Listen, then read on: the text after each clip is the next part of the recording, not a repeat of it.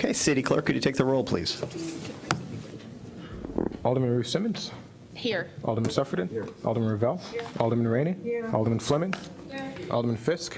Alderman Braithwaite. Here. Alderman Nguyen. Alderman Wilson. Here. We have a quorum. All right, thank you, Clerk Reed. Welcome, everybody, to the Monday, October 14th, 2019 Evanston City Council meeting. It's nice to see so many people here. A couple announcements up front. First, Evanston is fondly referred to as Heavenston, and one of the reasons for that is we have so many churches here in Evanston, and we have one here tonight that I just would like to recognize because First Congregational Church of Evanston is celebrating 150 years. Woohoo! Yeah, if you're affiliated with that church, why don't you stand up here? I also know that we have the minister here, Rose Wall. If you want to you come on up too, and you can have your whole group. You can have your whole group come on up here, you all, just for everybody that's here. We have so many churches, right? So you're probably like, okay, where is First Congregational Church of Evanston? So Raymond Park, which is a great park right off of in the Alderman Fisk's first ward, I believe. And it's a beautiful, beautiful park. And right on the other side, the east side of Raymond Park, is First Congregational Church. Couple important, interesting facts here. Julius White was the founder, and Julius White, if anybody remembers, if you're a historian, you might remember Abraham Lincoln. When Abraham Lincoln came here to Evanston, before he was president of the United States, he was brought here by Julius White, who was one of the founders, along with Herman Powers. Herman Powers, before we were a city, was the village president here in Evanston, and they've had other members, including Charles Dawes, our 30th president, and Dwight Perkins, certainly a renowned architect. They are going to be part of the Open House Chicago tour, which is a pretty big deal, of all sorts of historic facilities around the Chicago area on October 19th from 10 to 5 and October 20th from 1 to 5. So if you've never been in their beautiful church, please come on down. It is my honor as the mayor of Evanston to issue this proclamation for celebrating 150 years on behalf of the city of Evanston to your church. So I will come on down here. We can do a quick photo, and I'll present this to you.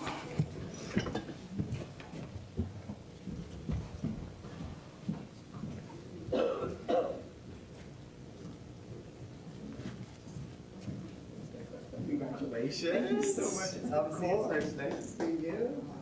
All right.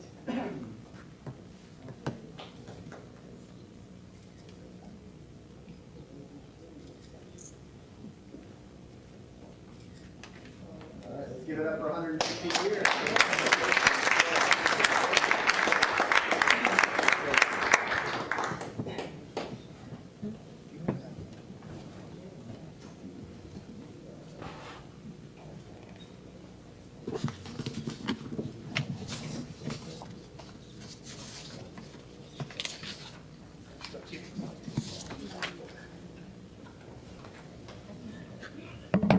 I'm gonna do one. I have one more recognition, and I'm just gonna do it from here because I have a group of people that I'm gonna ask to come up. This is also Community Planning Month, and believe it or not, everything that our zoning and planning, ZBA administration does, everything that our Plan Commission does, everything that our Planning and Development Committee does, everything that the residents that come here to these meetings do is all part of the importance of community planning and getting community input.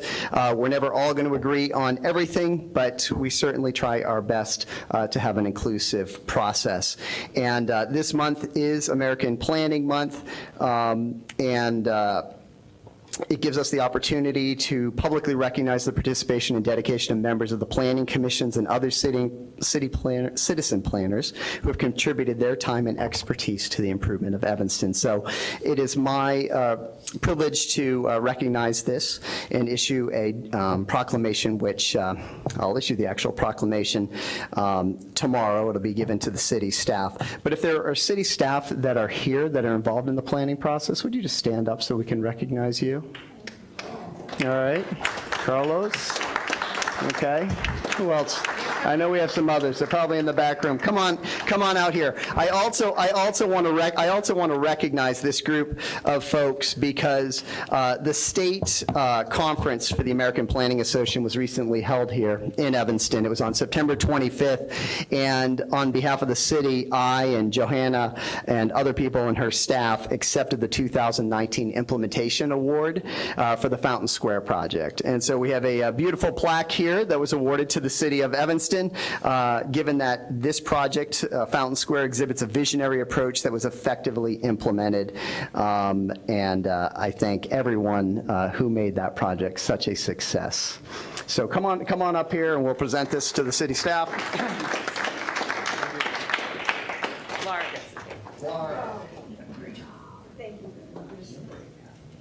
Come on here in the middle there, Lauren.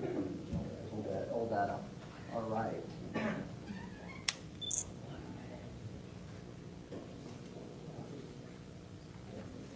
Great job.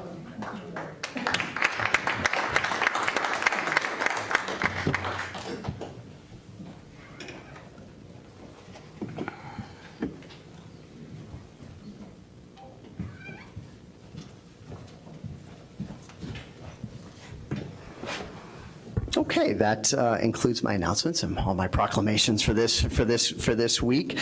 City Manager, do you have any announcements? Good evening, Mr. Mayor. Yes, I just have one announcement. For next week, we will be doing our budget hearing on Saturday, October 26th, so we will not have the October 21st Monday night meeting. So we'll be canceling that meeting and having that meeting on Saturday instead. So hope to see you all out here.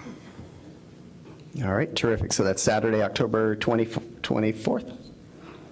Sorry. 26th. 26th, okay. So Saturday, October 26th, we will have that, and that's at 9 a.m.? Yes. Okay.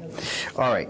City Clerk, do you have any announcements? No announcements. I just want to acknowledge some communications that were received that will be forwarded to the council. Terrific, thank you. Okay, we're going to move into public comment. We have 19 folks that have signed up for public comment today, so we'll go with 2 minutes for each person. We set aside 45 minutes for public comment.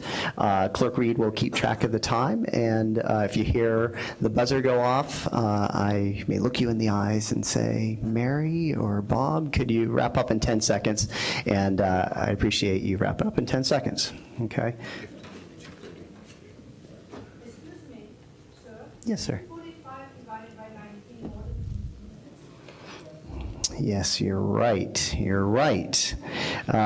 So we will give you 2 minutes and 30 seconds. Okay, so Clerk Reed will keep track of that. Again, we set aside 45 minutes, so if everybody can get their comments done in 2 minutes or 30 seconds or less, we can get this whole thing done in 45 minutes. So with that, we're going to go ahead and call off the folks. Let me just pull up the...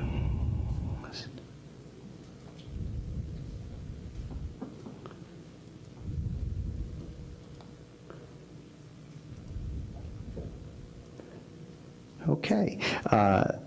The first 3 speakers, we have James Engelman up first. Welcome, James. Then Peter Miller, and then Ken Prosky. Hello, my name is James Engelman from the 5th Ward, 24 Brown, Evanston. I'd like to, you guys should accept a contract for to fix a feed with Jordan because it's much needed, and I miss going there this year. Thank you. Thank you, James. Next, we got Peter Miller, Kenneth Prosky, and then Mike Vasilko.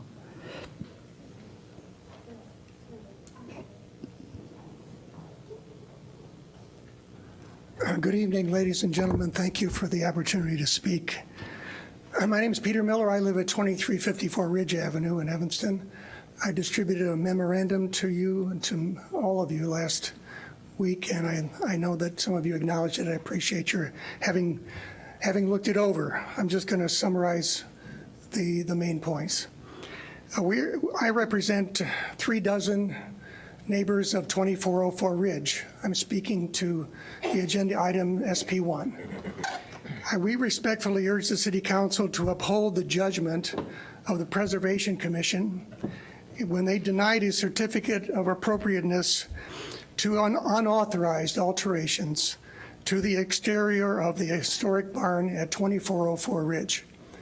That barn is 3 years older than the First Congressional Church, just so you have a sense of the age. Not supporting the Preservation Commission would send a message to all parties that they can disregard the commission.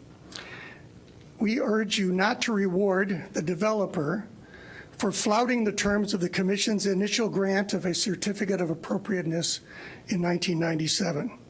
We urge you to require him to faithfully follow the plans that the Preservation Commission approved by refusing to accept the appeal of their ruling on August 6th. The developer would have you believe that he's a victim of the Preservation Commission and of the city. He is not a victim. He has been brought to this circumstance by his own actions, and we urge you to hold him responsible. Thank you. Thank you. Kenneth Prosky, Mike Vasilko, and then Brad Gluszewski. Oh, you're going to pass, Ken? Okay, thank you. Mike Vasilko, and then Brad.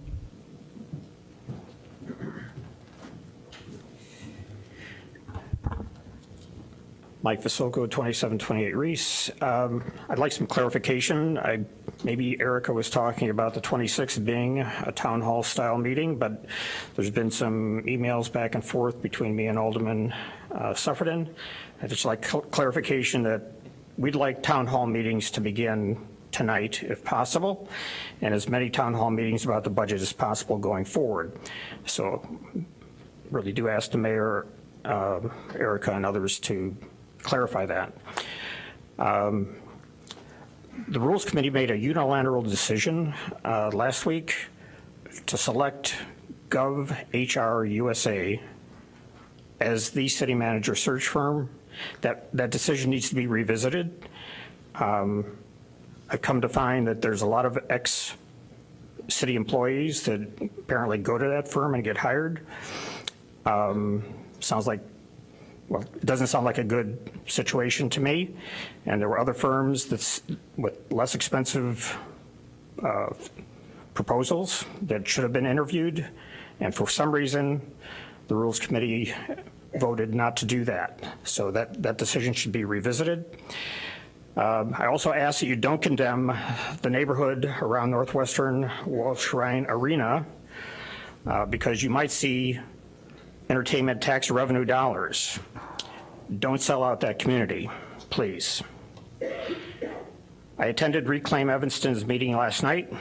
Alderman Ruth Simmons spoke eloquently about efforts to seek $1 million a year for 10 years towards funding reparations. Frankly, I don't think that's nearly enough.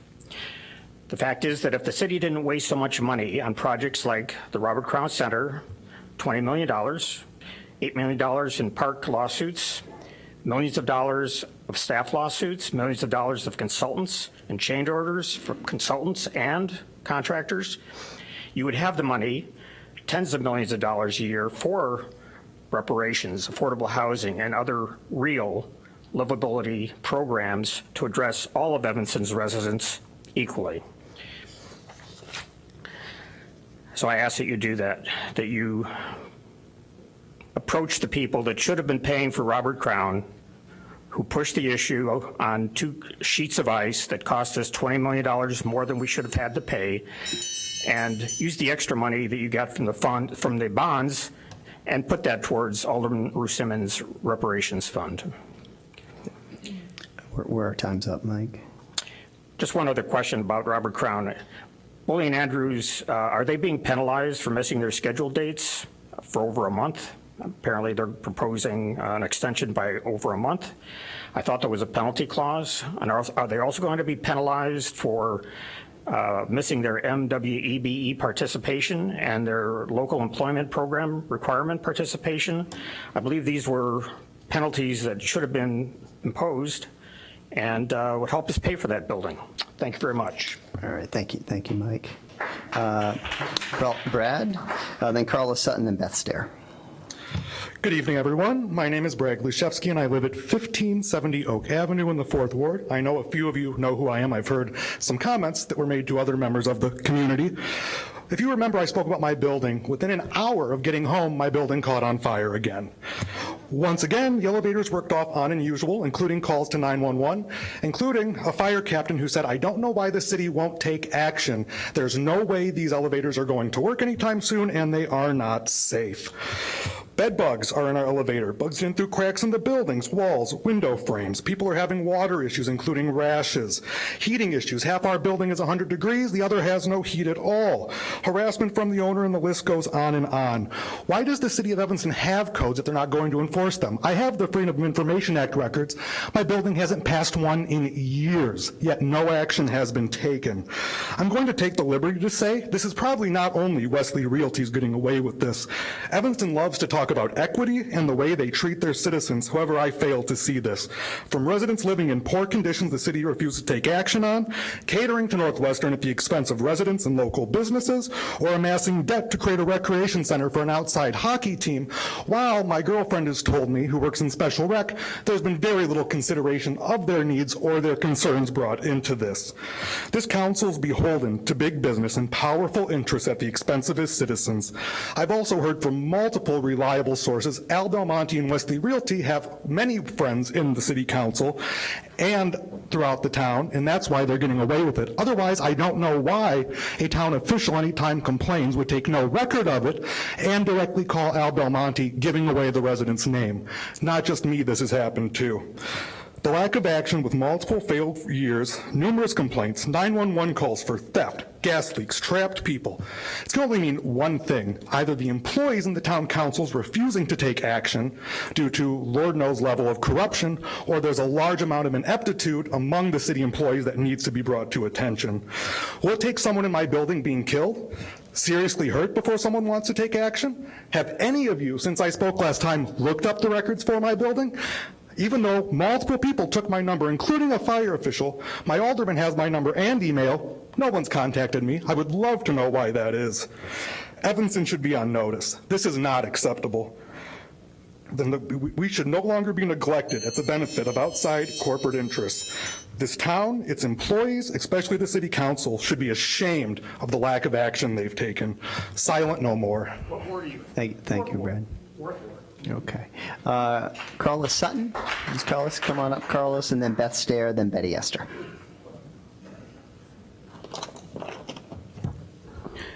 Good evening, Mayor Haggerty, City Clerk Reed, members of the City Council, and Acting City Manager, Ms. Storley. My name is Carlos B. Sutton, and a resident of the 5th Ward. I know your agenda is full, and my concern this evening is about Ordinance 79019. It's not on the agenda, and it's not up for action this evening. However, this proposed ordinance should have never been left that committee. It should have been rejected in committee and not forwarded to the City Council. Alderman Simmons, I can't hold you responsible for this oversight and insult to our community. You weren't there. Our organization, the Citizen Network for Protection, has been marginalized and met with and faced contempt from this council for over 10 years. How insensitive by not inviting in a legitimate best practice for improving community relations with the police, at least allowing us to have some input. Thank you, Chief, for at least meeting with us. I appreciate that. The previous chief wouldn't even meet with us. How can staff submit to the City Council such an ill-conceived proposal? We're involved with a progressive community that wants to have a seat at the table to discuss issues that adversely affect my community, and you slam the door in our face. We have come here after years of establishing effective civilian police review board practices. We offer our hand to you, and you slap us in the face. But you claim fiscal responsibility and allow the staff that has demonstrated negligence in our community by costing the city millions in lawsuits to introduce such a proposal. How insulting. We will continue to work with the city to establish constructive, positive practices. We will not be silent and marginalized any longer. Thank you. Thank you, Carlos. Miss Esther, oh, wait, do I have Beth Stare? Okay, I'm sorry, Miss Esther. I got Beth Stare, then Betty Esther, then Ray Friedman.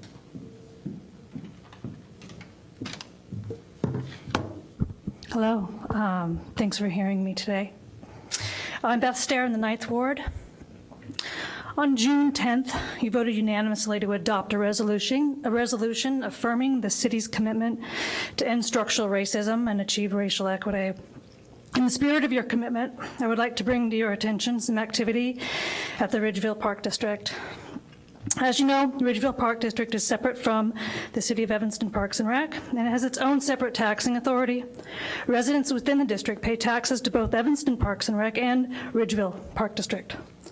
I am part of a group of concerned community members in the Ridgeville Park District that have come together under the name Ridgeville United for Equity to research, assess, and problem solve as a community around the uncomfortable issues of systemic and institutional racism, its lingering effects, and some current Ridgeville practices that have potential for disparate impact. My involvement is rooted and it grows from being a white ally and quite frankly, from our common understanding that racism sucks. Also, I'm a supporter of transparent democracy, fiscal responsibility, human rights, and a strong belief that treating people with dignity and respect is imperative for progress. A representative from Ridgeville United, William Eason, came to the city and spoke with Chief Equity Officer Dr. Pat Effiam to ask for help. I would like to thank Dr. Effiam for these valuable discussions and for the meaningful comments she made in person at the Ridgeville board meeting last week. Ridgeville Park District has acknowledged its troubled history. Ridgeville met with Ridgeville United, and last week, the all-white Ridgeville Park District Board addressed one of the many action items that Ridgeville United has suggested. They voted unanimously to repeal sections under their 1988 general ordinance related to giving any person employed for security police powers without warrant and without due process, including the right to detain and set bail. After the recent history of resistance from some board members and their defense of old policy from another era, this repeal vote was a good faith action on the part of Ridgeville. However, this was just one example of obvious low-hanging actions that Ridgeville United has proposed. Ridgeville Park District is in the 8th, 9th, 2nd, and 4th wards. Alderman Rainey, Fleming, Braithwaite, and Wilson, you've all either ignored or refused to assist in these efforts. Alderman Rainey has even inflamed racial tensions by her racist comments about black people at a Ridgeville board meeting. Please don't obstruct justice. Remember your commitment to Resolution 58R19. I urge the City Council to hold Ridgeville accountable to make all of the changes Ridgeville United for Equity has proposed, to dismantle old racist policy, to minimize the potential for disparate impact in practice, and to start to develop policy set in best practice that envelops Ridgeville's commitment to equity, diversity, and empowerment. Thank you. Thank you, Beth. All right, Miss Esther, then Ray Friedman, then Priscilla Giles.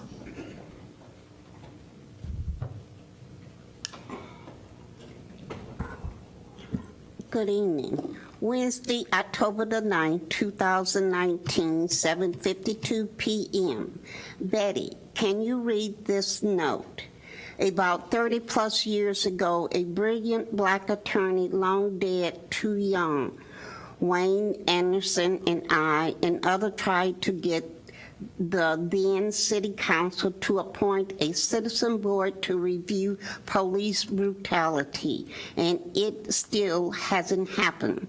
And the incidents against Black members of the community continue. I remember going to Connie Fitzsimmons' house to talk to her into supporting an ordinance. She said yes. That's how long this issue has been ignored by the Evanston City Council. Mrs. Lynn Heights, 34 Knox Circle, Evanston, Illinois.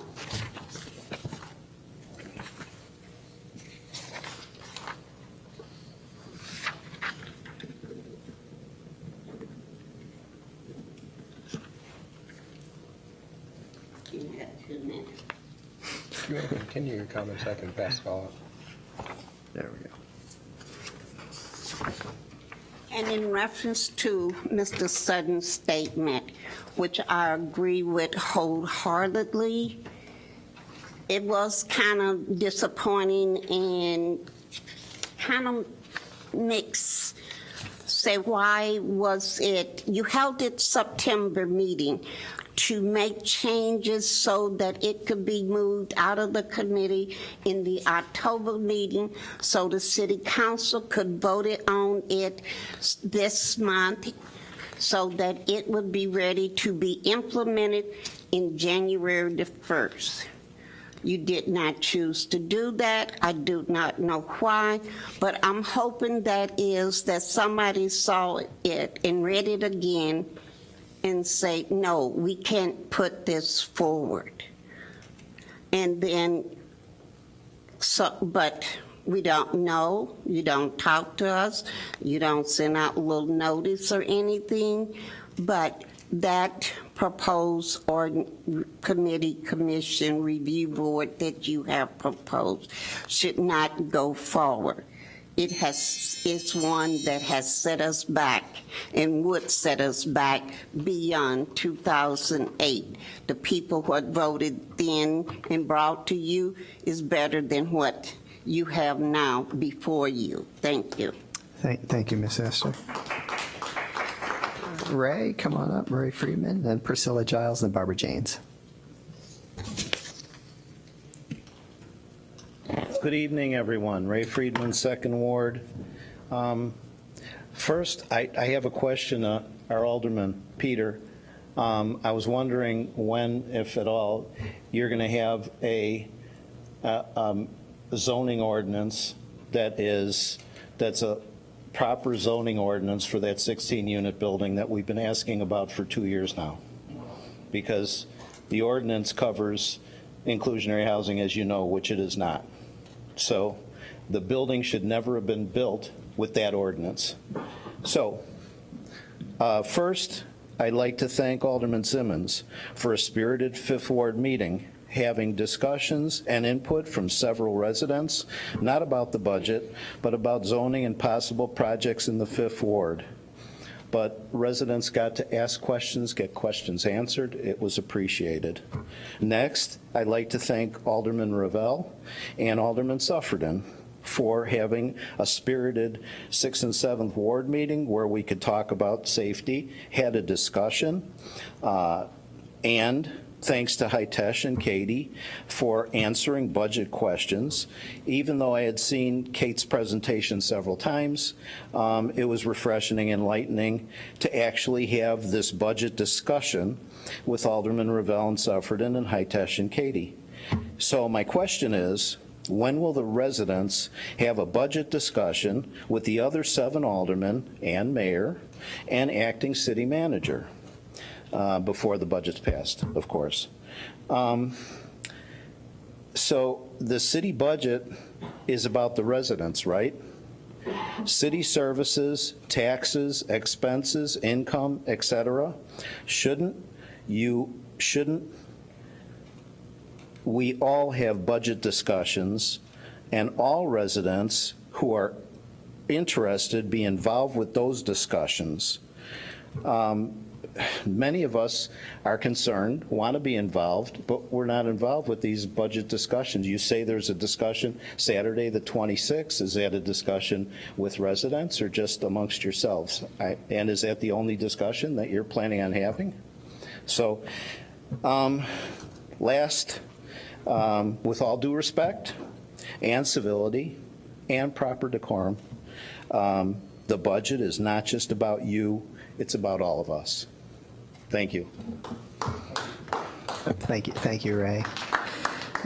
Ms. Giles, Priscilla Giles, Barbara Janes, and then Catherine Gotzik. I don't understand why we're hiring consultants to study housing that is affordable for poor and low-income residents. We know what the problem is. We have been pleading and discussing it for years. During the summer, the discussions lessen, but winter comes every year. Jobs would lessen the problem, but now it's time for action. Build. Thank you. Thank you, Ms. Giles. Barbara Janes, Catherine Gotzik, Evie Russell.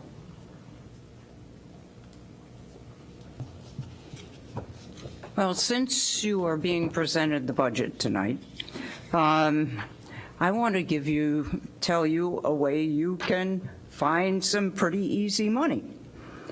I'm here to briefly talk about an easy way to generate revenue for the city.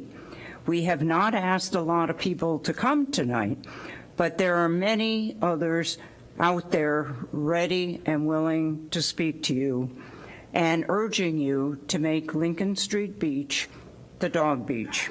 And my main point is when there is a good dog beach, and you've heard this before, the city generates about $65,000 in revenue. At a time when you are looking at every nook and cranny to raise money, making Lincoln Street Beach the dog beach seems an obvious source of revenue. If I'm missing something, tell me. The city's mission statement reads in part, the City of Evanston is committed to promoting the highest quality of life for all residents. And the accountability vision says, creating the most livable city in America. I trust those statements include dog owners. Having a dog beach is important to about 1,000 people because you've sold 1,000 tokens when we have a good dog beach. Saturday, I met a young woman I knew from the dog beach and hadn't seen since she started law school. She has now passed the bar exam. Unsolicited, her mother, who also went to the dog beach, said she really missed going there, watching hers and other dogs having a good time and socializing with other dog owners, people who have similar interests. And it's important part of our lives. We are constituents who deserve the quality of life the city says we should have and can have with minimal effort. So, by making Lincoln Street Beach the dog beach, the city makes money and improves the quality of life of a significant number of your constituents. Thank you. Thank you, Ms. Janes. Catherine Gotzik, Evie Russell, and then Alan Salmi. Thank you very much, Mr. Mayor, Mr. Clerk, Alderman. I'm Catherine Gotzik. I'm the Executive Director of the Main Dumpster Mile. I do want to say, though, and I'm speaking on agenda number 825, which is on the business employee parking permits. I am not speaking on behalf of the entire Main Dumpster Mile. We do not take a position on this one way or the other. I did agree to read a statement from one of the merchants on the Main Dumpster Mile, Christopher Duquette, of Christopher Duquette Fine Jewelry Design. My name is Christopher Duquette, and I've asked Catherine Gotzik to read this statement in response to the City Council and Parking Department's proposal for a permit to allow employees of small businesses to park freely in Evanston. I've been a resident and commercial real estate owner and small business owner in Evanston for 25 years. In that time, I've been witness to many changes in Evanston, including the development of its business districts. I'd like to acknowledge the economic development team, as well as my fellow business owners, for forming a business district, improving an increase in our own taxes, and improving our neighborhood's infrastructure and appearance. The business owners know that we are in a reciprocal relationship with the city government and the residents of our city, and our mutual cooperation is necessary for our success. Evanston is in fact a better city because of the diversity and uniqueness of its small businesses. The small business owners are hardworking and create an outsized contribution to the economic health of our city through taxation and fees, and do so willingly. We're proud to be here and happy to help fund the socially conscious agenda of our city. The small business owners are working hard for themselves and the community, and at times need to have the city recognize our hard work and struggle by allowing ourselves and our employees the same rights and access to basic rights, like the simple right to park our vehicles as like any other resident of Evanston. Unfortunately, charging $600 per year per employee when no one else is asked to do so does not seem like a genuine act of support. It actually seems like an insincere act when parking fees and metered spaces increase simultaneously. Please make it fair for us and just allow our employees the same parking privileges as our fellow Evanston residents. I understand this is not the top priority for the city government today, but it would show several hundred small business owners that you are not deaf to our concerns. Respectfully, Christopher Duquette. Thank you, Catherine, or thank you, Christopher. Evie Russell. Before I start, I thought I was behind the Jacobas. We signed up the very first one, so are they on the list at all? They are on the list. Someone put out a sign-in sheet that wasn't the sign-in sheet. Oh, okay. So can I go after them, please? Okay, let me just make sure, because I did not, I don't know, they weren't popping up on this one. Refresher. Jerry and Judy Jacova. Evie. At the very bottom. And I'll go after them, because that's how we send up. Oh, they're there. Okay, we'll let them go, and then you can go, Evie. Jerry Jacova, do you want to go, or Judy? Okay, come on up. Hi, ladies and gentlemen. I'm Jerry Jacova. I live at 1409 Lincoln Street. I'm not that familiar with how this works, so I might be repeating what I said to the previous group, so pardon me for that. And I'll try to jump ahead. I'm speaking today in opposition of changing the ordinance regarding Northwestern. I've lived in Evanston for over 45 years, and we've fought this battle for all of that time. It's like Groundhog Day. It just never ends. If you think I'm exaggerating when I say that this change will cause irreparable harm to our neighborhood, you don't have to believe me, because this has been up before every single mayor, Board of Zoning, City Council, over and over and over again. They have looked at reams and reams of documents, heard testimony. It's actually been litigated in courts when Northwestern, like a petulant child, doesn't get its way, will sue you. And when all is said and done, when all the papers are looked at, when every fact is reviewed by an unbiased group, the result has always been the same. That ordinance stands. It's not been changed despite these attacks that have gone on year after year, generation after generation, over and over again. It's all on the record. So you don't have to believe me, even though all I am is a nobody who just lives in the neighborhood for 45 years. It's there. It's already been proven. So I just ask you to look at that. There's one other reason I think that you may have some concerns, and that is some of you, because you don't live in our neighborhood, really don't care about us. And I've actually heard people sort of snicker to enjoy the discomfort that this causes us. And all I can say to you on that regard is a couple things. We have given our guts to this town in terms of donations, in terms of repeated volunteers to all kinds of things, and I'm going to read off some of them, and this is only a partial list. Evanston Township High School, Evanston YMCA, Evanston Women's Club, Evanston's Gardens Club, Fellowship of Afro-American Men, where one of my kids was the point guard on Pancake Day, the Billy Cherry Foundation, the Salvation Army, countless privately funded scholarships that come out of our community into other areas of this city. Volunteer organizers and coaches for youth sports, volunteer tutoring at the various schools outside our neighborhood. Hey, Jerry, our time's Okay. up. Maybe your wife can, is she going to speak too? Yeah, she's smarter Okay, than I am. she can come up and continue it then. Judy, you're up.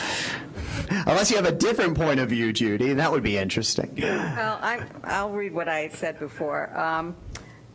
As my husband said, we live in Evanston. We lived in the same house 2 blocks from Ryan Field for the past 40 years, raised our 3 sons there.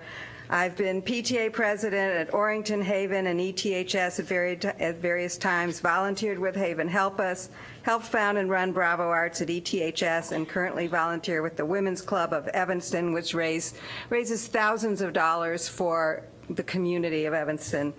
I worked at ETHS as a librarian for 12 years, sponsored a scholarship for deserving athletes with former athletic director and football coach John Reel, and my husband now volunteers over 12 hours a week tutoring at ETHS, and before that was coached baseball, football, and everything else you can imagine. In short, we've given a lot to this community, as have a lot of our neighbors, a lot more in time and energy, and in my mind, much more valuable than any financial contribution made by Northwestern. While we knew when we purchased our home that we lived near the stadium, we were willing to put up with the occasional football and basketball game to enjoy our beautiful neighborhood. We fought this kind of change in the ordinance over the last 40 years, and we're getting kind of tired of it. But here we are again. This year there were several rock concerts down the street from our home run by Space. Again, we put up with the noise, garbage, traffic, illegally parked cars, disrespect, and vulgarities from patrons. If you don't think this happens, come next Friday night to the neighborhood and you'll see what goes on when Ohio State is here.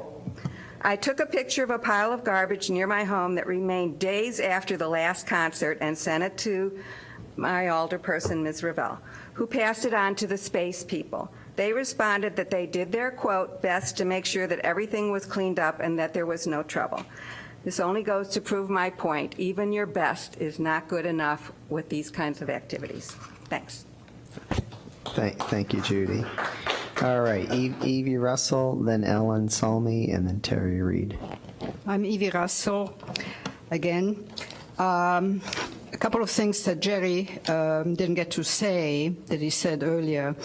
I can think of several reasons why someone may not share my opinion on the subject, Jerry's. Fear of reprisal by Northwestern, lack of impartiality due to some financial, social, or familial connection to Northwestern, false belief that there would be some huge monetary benefit to the city. Since I'm sure you would agree with me that fear, prejudice, and wishful thinking are not sound reasons for decision-making,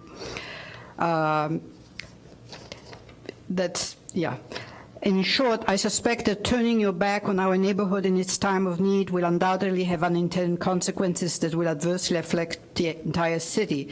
That the ordinance in question has stood like the American flag in Baltimore Harbor during the War of 1812. So I ask you, what will be your legacy? Will it dawn's early light? Will the ordinance still be there? Or will you succumb to your own fears, prejudices, and wishful thinking and turn the city of Evanston into a corporate town run by a multi-billion-dollar mercenary institution? If you choose that alternative, I predict that Northwestern will come after your neighborhood next. And when they do, there will be no one left to fight for you. And the reason is because people like Jakova, who have fought so hard for so many years, and I fought alongside with him in '96, but he was there way before, and I can see the records because I'm the record keeper for this group. These people deserve your respect. These people have fought for their neighborhood, but also for the city, to try to protect the city from this kind of invasion. This is like a Trojan horse. And I end up, and people like Jakova, we end up like Cassandra, who predicted what would happen with the Trojan horse and was not listened to because her fate was not to be listened to, but was obtained by the gods. The other thing is I have given all of you the Siegel memo, which says, regarding the copy of the decision of the Illinois Supreme Court dated December 4th, 1978. It recognizes a substantial difference between intercollegiate athletic events and commercial events. This is a major victory in terms of laying the ground rules for any future litigation. Listen to Siegel. He was your corporate counsel. The Plan Commission made comments regarding equating commercial events and non-commercial events, professional events and amateur sports events.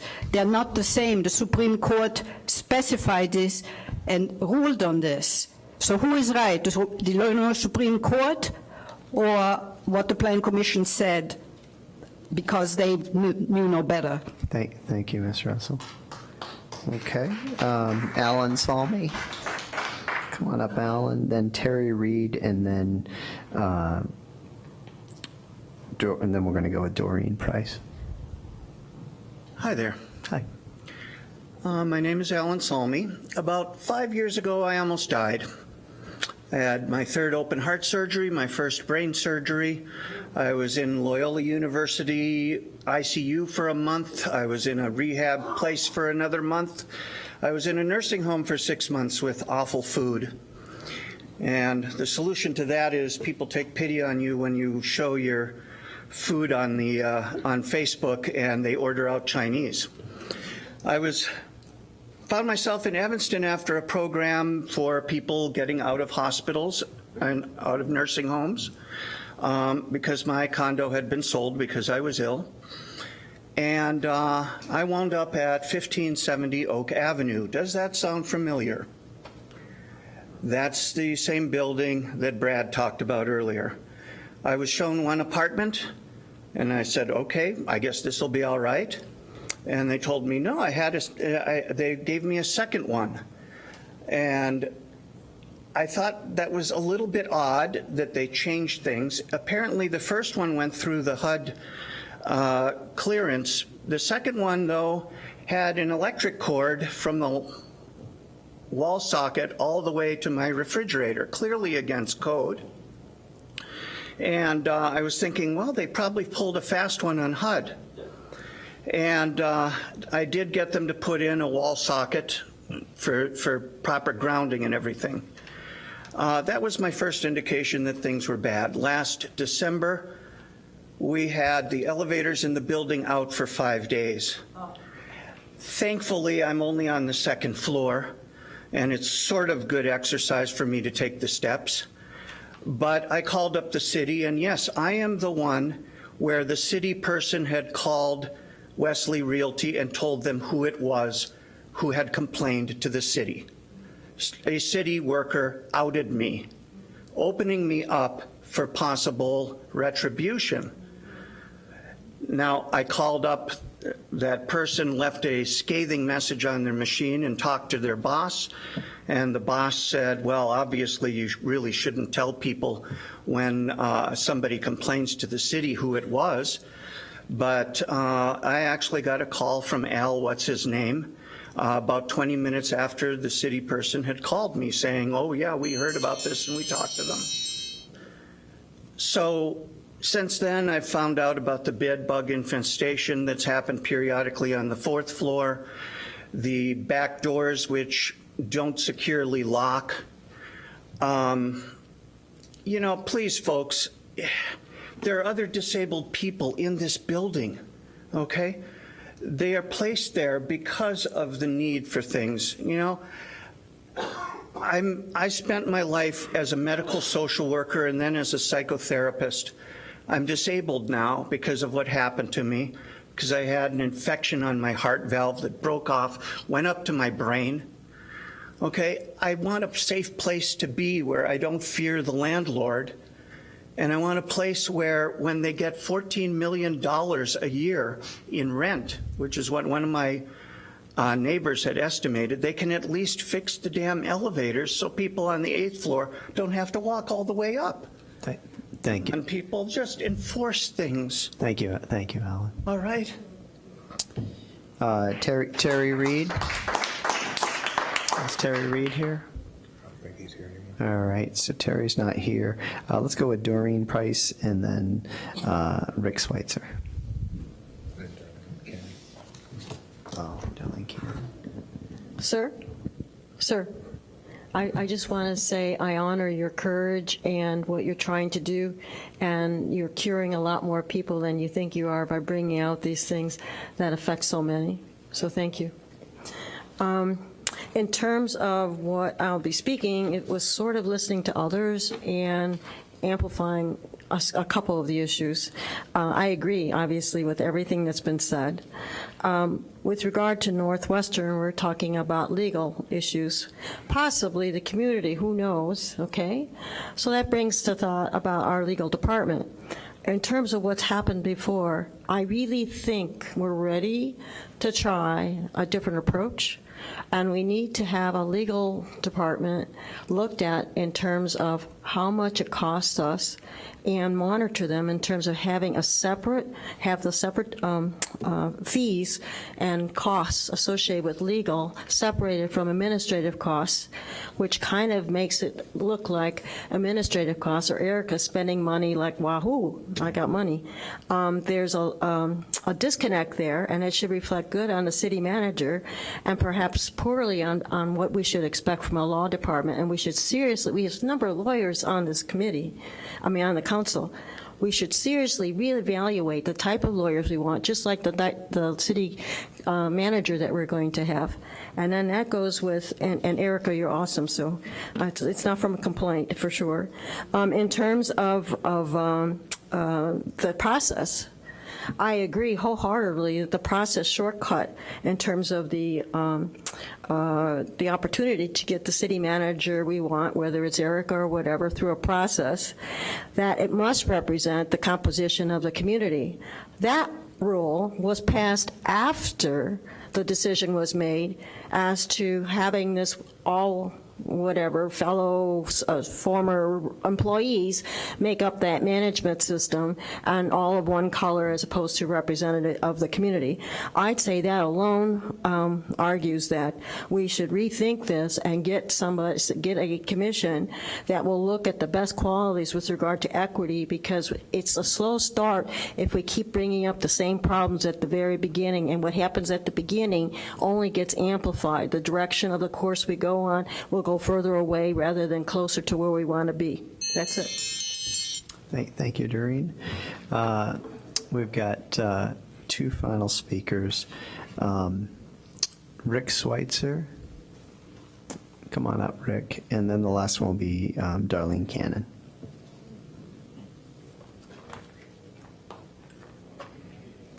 Thank you, and good evening, Mr. Mayor and council members. I'm here tonight to request that you remove the HPC denial of our application for a certificate of appropriateness that we feel was unjustified. It's SP1 on your docket, I believe. And by the way, contrary to what Mr. Miller speaking earlier has said, we are not a developer. For background, it's worth noting the timeline of this denied COA application. The original COA for exterior alterations to this accessory structure were first approved in 1997, over 22 years ago, and once extended in the year 2000. The exterior work was substantially completed soon thereafter. This issue was brought to our attention in mid-2019, this year, more than 18 years later. The current application was to add some very small and minor adjustments to the approval received some 20 years ago for work on the accessory structure of the historic landmark designated as 2404 Ridge. However, the real reason that exists behind this HPC application, Historic Preservation Commission application and denial, is, we believe, as follows. Although this work was completed or substantially completed over 18 years ago, my family company decided this winter to move forward on the original purchase plan to subdivide our 2/3 of an acre into a second building lot to realize the highest and best use of property value. This concept with the pursuant zoning application, which deemed it the request to be fully compliant, and subsequent HPC application raised the awareness and evidently the anger of a group of neighbors, which you have heard from tonight, who have since worked hard to halt the subdivision. Endless complaints and requests made to city staff made this an outsized item of contention as the city staff sought to please everybody as they could. In the months that followed, there was a steady stream of new issues and problems with our request, requiring new barriers to be hurdled, new goal lines and deadlines, new goal lines to reach and new deadlines to meet. I've included in the appeal packet that you all have a brief outline of the pretty amazing email trains from many staff offices that aptly demonstrates the ongoing parade of challenges thrown at us from City Hall. Hence the need to go back to the HPC and request approval for work completed long ago in public daylight at this time. We contend there are several reasons why this appeal should carry, each unto itself adequate, but together we hope compelling. These changes to the original plan are minor, in the words of Gary Gertis, Chief Inspector, who we invited out to inspect the situation back in March, and not unusual deviations in any project long ago completed. The decade since open completion should adequately challenge this denial. The HPC has purview only over building requests that are visible from the street view or the public way, which seems to include the alley in Leahy Park. The alley, it should be noted, has evidently had inappropriate municipal use since long before our purchase, and we've been told will likely be abandoned. Rick, we're up on our time. Can you just wrap it up quick? Lastly, the hardship, inconvenience, and cost incurred to further change the long existing and very appealing look would be unreasonable, overwhelming, and burdensome, which would then stimulate further appeal as we were able to. We hope to resolve the situation. We'll be moving forward with our subdivision appeal in November. Thank you for your time and consideration. Thank you. Darlene Cannon will be our last speaker tonight. Welcome, Darlene. Good evening. Darlene Cannon, Second Ward. Parking tickets inappropriately impact marginalized residents who often are Black and don't have the resources to pay parking tickets. Ticket prices have almost doubled. Therefore, we should not be further penalizing residents with fees for not being able to afford to pay tickets within a limited time period. By doing so, we are penalizing people for being poor. On June 10th, the council voted unanimously to adopt a resolution affirming the city's commitment to end structural racism. The council acknowledged its own history of racially motivated policies and practices and reaffirmed its commitment in collaboration with residents to pursue policies and take actions to ensure civil and human rights to all individuals. Parking tickets is a policy that inappropriately affects Blacks, which when ticketed such as myself, we have a harder time to pay tickets in a timely manner. Mayor Haggerty often boasts about Evanston being a most livable city. You can't be considered a livable city if the city of Evanston is preying on its own residents. I would greatly appreciate if someone could respond to my comments tonight. Next, it's not on the agenda tonight, but I am in agreement with CMP, Citizen Networks of Protection, asking council to reject Ordinance 79019. And that it doesn't serve the citizens of Evanston. The ordinance as it's written it will not improve equity in Evanston. The Citizen Network of Protection has been working on a civilian oversight for the past 10 years. They have provided to the Council and Human Services with resources and recommendations. We, the citizens of Evanston, deserve an oversight committee that is centered on equity and equality. We need an oversight committee that's working for the people and with the people. And lastly, I would also like a town hall meeting to discuss the budget as well and have it be an interactive meeting so that residents can ask questions and voice concerns about city expenditures. Thank you.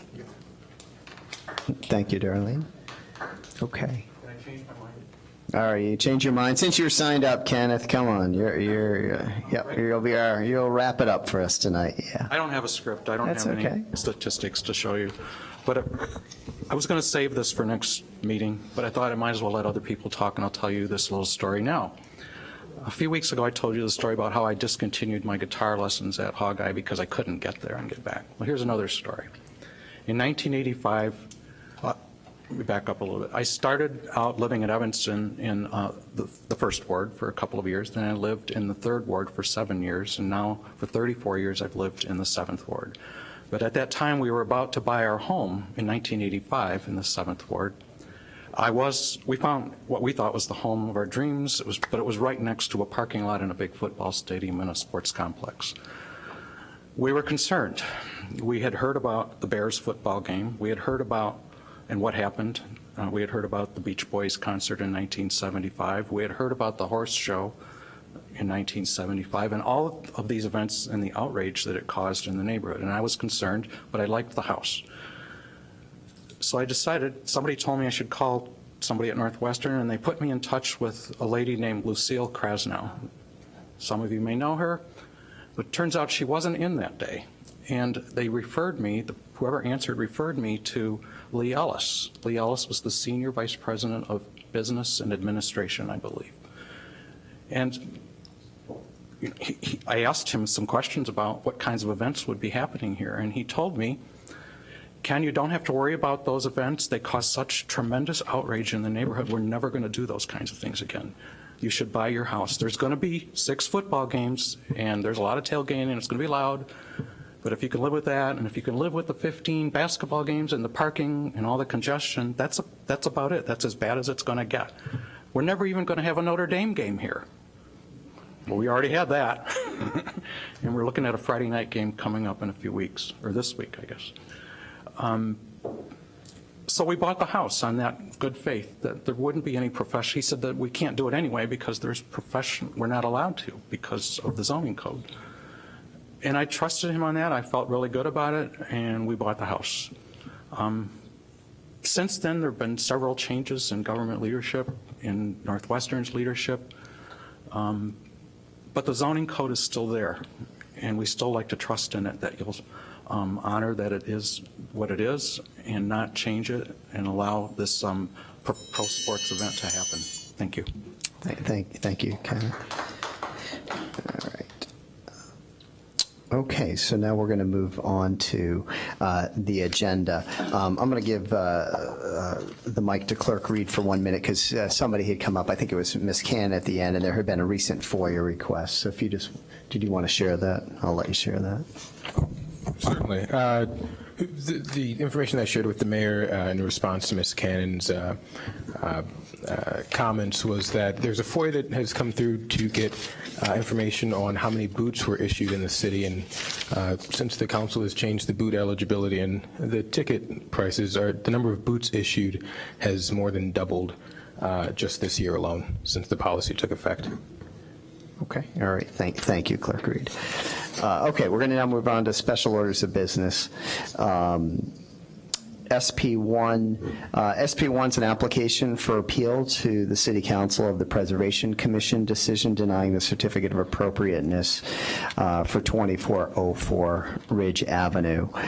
City staff recommends that the council continue consideration of whether to accept the appeal of the Preservation Commission's decision denying the certificate of appropriateness for 2404 Ridge Avenue until October 14th. That's today.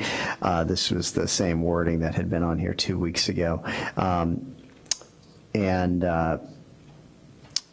So the way that this works, just so everybody is clear, is when there's an appeal from the Preservation Commission, the first thing the council has to do is decide whether they want to accept that appeal, and if they do choose to accept the appeal, then there is a separate meeting where they actually hear the appeal. So this is for action tonight. It was held over again to make sure that all the parties were here. Is there anyone that wants to move SP1? I need some clarity. These always confuse me. So if I move it, that means just want to make sure. So if you move, so basically, the way our procedures work is we've got to, for us to discuss an item, somebody needs to move it, somebody needs to second it, then the floor is open to Right, discuss so it. I move it for action.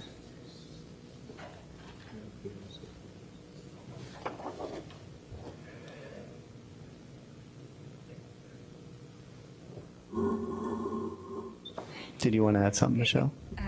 If I could chime in, good evening, Michelle Mason Cup. Alderman Fleming, so since it's a two-step process, is your motion to, for the council to accept the appeal and start the process, or what is the motion exactly? Oh, I thought I was just moving it to conversation, but we're doing the other thing first? We don't need to move it for conversation? No, if we're going to discuss this, somebody has to move it. I was asking if somebody wanted to move it. I didn't hear anything. Right, so I will move it, but Michelle's Okay. asking a different question, I think. Okay, so you're moving for consideration. In order, though, for us to discuss, then there needs to be a second to that. Correct? Correct. Okay. Seeing that there isn't a second, the decision of the Preservation Commission is going to stand. Mayor, Yes, Michelle. if I may, my preference is that the council at this time actually take an affirmative action. So if the council chooses not to take up the appeal, to hear the appeal, that the council actually make a motion to not accept the appeal. Even though no motion to move the item in a second to it is sort of. I understand, Okay. but for purposes of the record, because they can appeal this to the circuit court, I see. You need to take an affirmative legislative action. I see, okay. Appeal it anyway, just as a point of information. He can, but I'd prefer that the council take an affirmative vote. I understand. Okay, so we have, the motion's been moved by Alderman Fleming. Is there a second? Okay, so Alderman Rainey has seconded. Is there any discussion? Alderman Rainey? I seconded it so I could ask a question. Does the applicant or the appellant have another opportunity to go to circuit court or chancery? I don't know what court. So under. Could you speak more into Sure. your microphone, please? Sure. So under section 2-8-8, subsection G, it speaks to the appeals. So if the council opts not to accept the appeal, it states in the city code that they have the ability then to take the denial from the Preservation Commission and appeal it to the circuit court. It says that specifically in that section. Right. Okay. I thought so. Thank you. Okay. All right, seeing no more conversation, so the motion was to accept the appeal. It was seconded. Okay, Alderman Fleming. I'm sorry, I have a Hail Mary thought. Can we give thought, or are we not giving thought? Say again. Are we having discussion? We're not having discussion. We're having discussion if people want to put their lights on the discussion, but there were no lights. So for the record, because I think it's important that people know what you think, I'm going to lose this vote, but I do think I would be open to hearing this appeal, and my rationale is that we have lots of boards and commissions here, 32 or whatever they are. I know they all operate differently, but we just made a decision, I guess, last week with the ethics board, which some people feel like is, the most important, or at least very important, that they make a decision and it comes to us for the council, and then we have kind of final say, for lack of a better term. And I think we should have that same thing for all of our boards and commissions, understanding that they all operate under the city council. I think that if we are the final authority, then we should be open to hearing appeals. I am not a preservationist. I don't have a ton of necessarily knowledge of all the history of our buildings, but I do think people should have due diligence. And as a city council, I do think it is our duty to hear appeals when people are not satisfied with the rulings of our volunteer boards and commissions. So I will lose that vote, but for the record, I wanted to give my statement. Thank you, Alderman. No, right now it's just I'm sorry, it's just the conversation. Preservation Commission Out of order. Some of the Yeah. issues, the council's the final word, but I thought on this, the Preservation Commission was the final word. So we're having this conversation up here.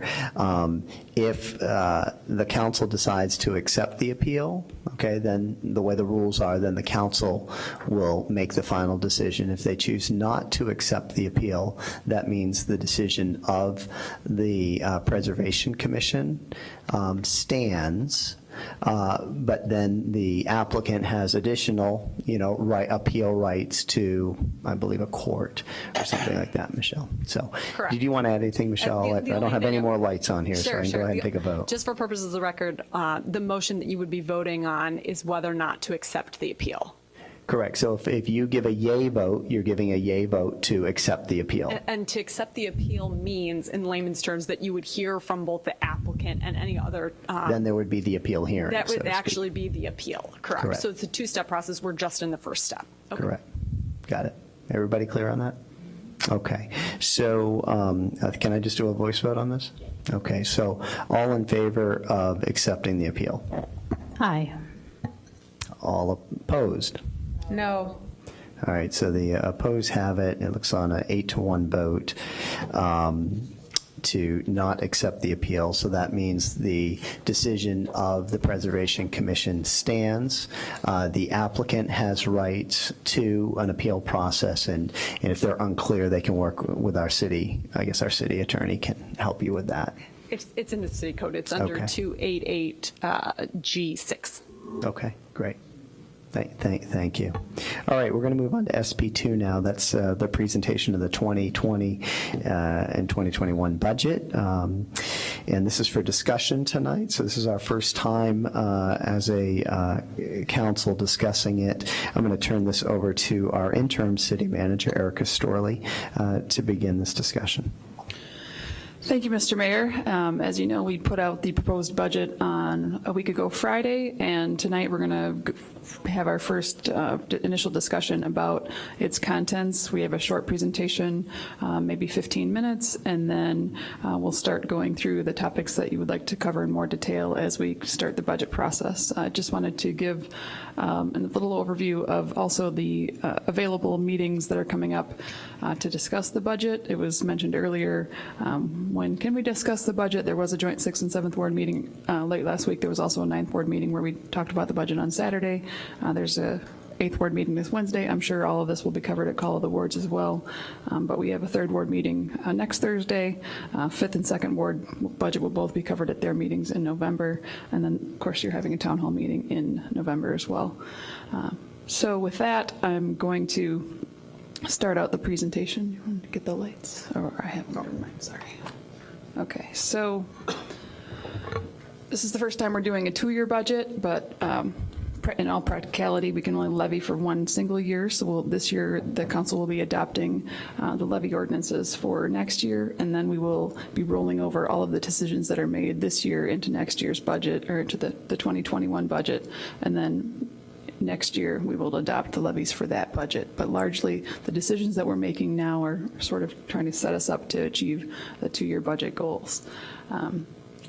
The big picture items, Kate and Hitesh are going to go over in more detail, but just there are no layoffs being proposed, and generally no service cuts being proposed. We've tried to work with what we've had to work with while we are in this transition period with the previous city manager leaving, and what we're putting forth for discussion, I think, alleviates a lot of concerns that have been raised by all members of the council and the mayor over the past year, and sets us up to do some real long-range planning in next year. So my priority for the coming 12 months is to really focus on revenues and expenses over the next 5 years, do some good forecasting as to what those look like, and then think about some long-term solutions that we can provide to alleviate a lot of the property tax burden and other program areas that we need to add additional resources to, so that we can begin to really move the needle on some of the bigger issues. So with that, I will turn it over to Kate Lewis-Lakin to start the presentation. Thank you. Good evening, Mayor Haggerty, members of council, interim city manager Storley. My name is Kate Lewis-Lakin. I am the city's budget coordinator, and I'll be presenting an overview of our 2020 proposed budget.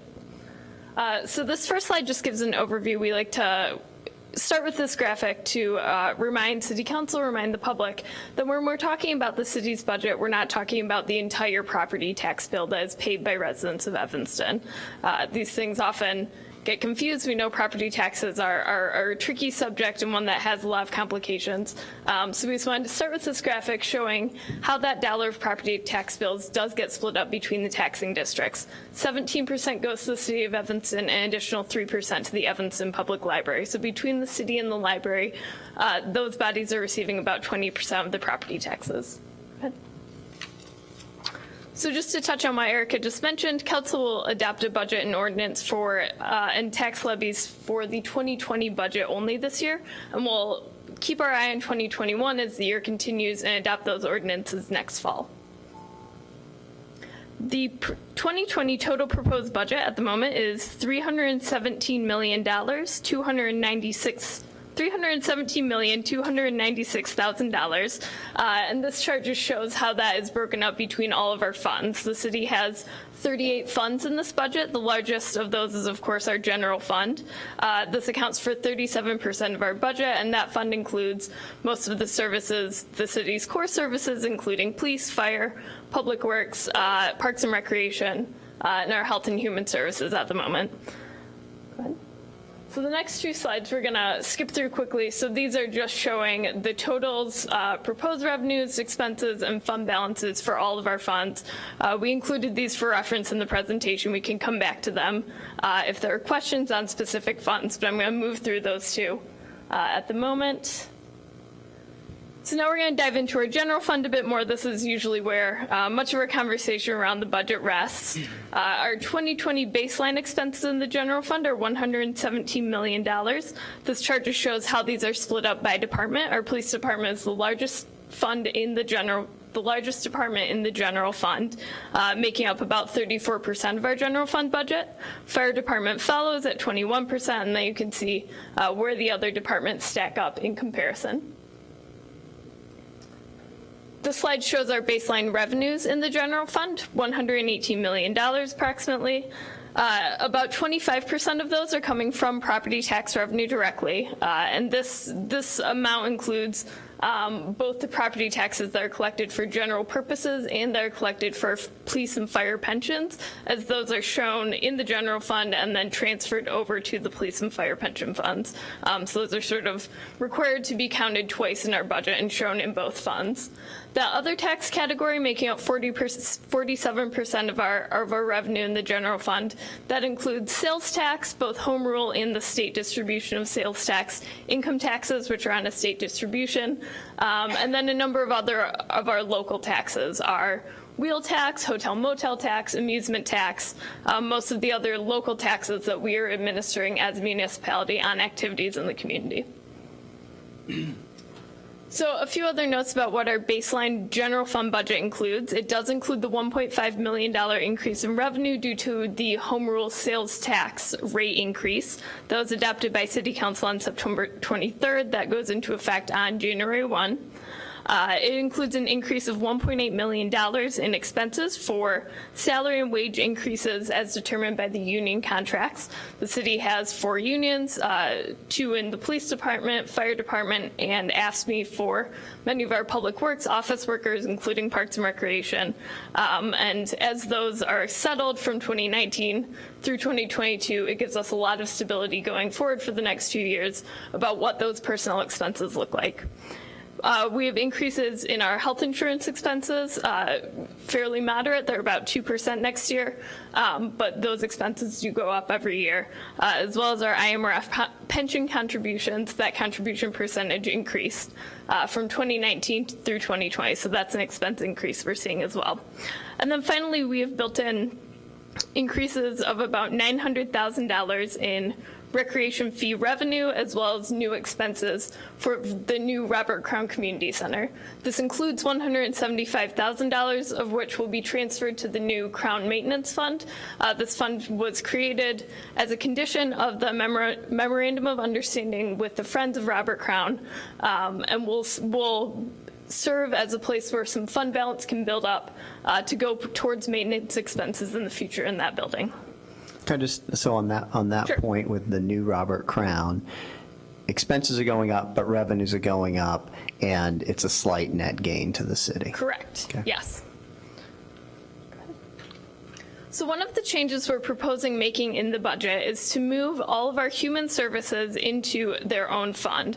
So this is a segment of our services that were considered and reviewed by Deputy City Manager Kimberly Richardson led the review on that, but by a committee of residents, of staff members, took a look at these services over the course of the year. You all heard a set of recommendations around these services a month or two ago, and this is the sort of final part of this, is we'd like to move those services that have been consolidated into one department into a separate fund so that they're not always competing with our general services of fire, police, and the other services that are coming out of the general fund as budget discussions come up every year.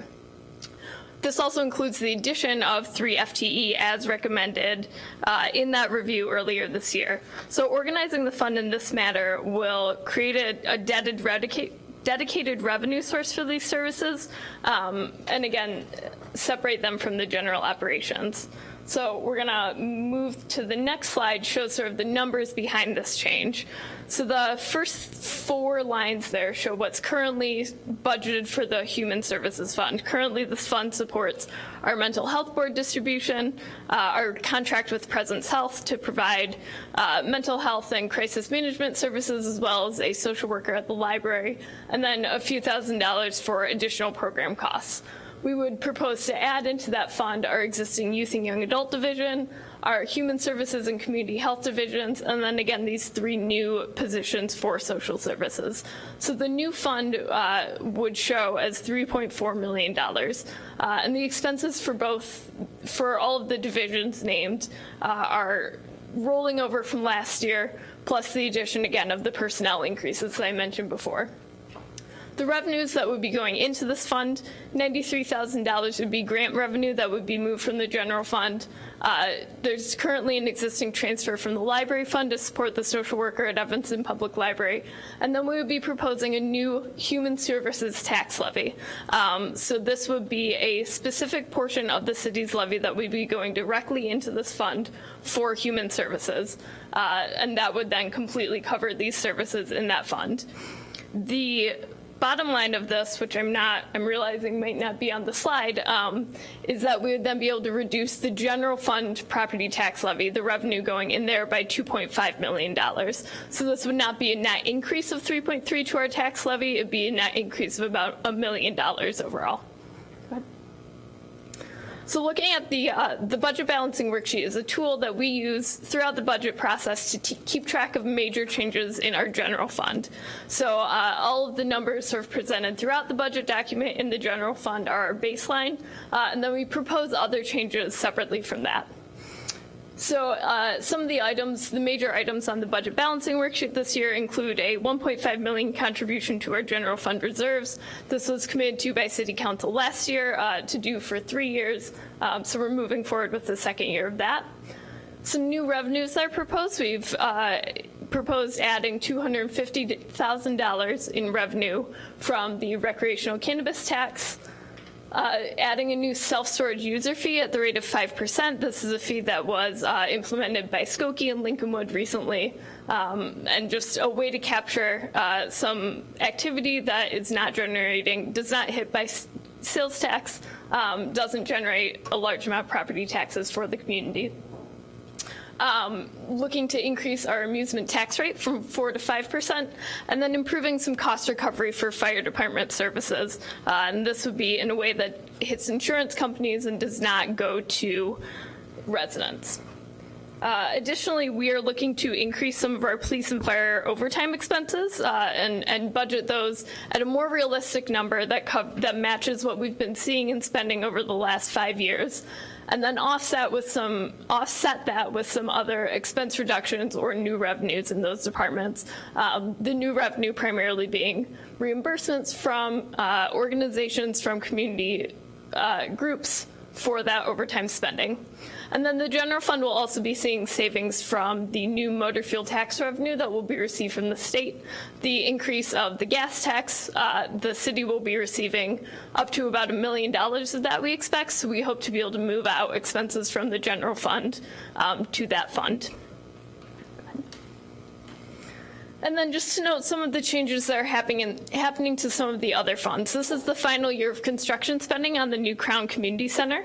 So you'll see in that fund, which is specifically for the construction expenses, those expenses will end at the end of 2020, and we're not proposing to budget that fund in 2021. Debt service payments on the project will continue for the life of the bonds for that project. The parking fund is budgeted currently to include an increase in parking meter rates to $2 an hour. This is adopted by City Council during the 2019 budget process. The water and sewer rates see a proposed increase to water rates and a decrease to the sewer rates. Those offset to be net neutral to Evanston residents. So I'm going to bring up Hitesh Desai to discuss the property taxes. Kate, can I just ask one question on that? If you go back to the prior slide, so are you saying that the budget, on that prior slide that talked about the parking rates, does this budget, I know the council, I guess, had that in there, and I'm sure we'll talk about it, but does this budget factor in revenue at that new increased rate? It does currently. It does. So if we take that out, then we've got more of a deficit. We just have to figure out how to cover. But it's the revenue is going directly into the parking fund, so it's not affecting the general fund. Got it. Okay, thank you. Welcome, Hitesh.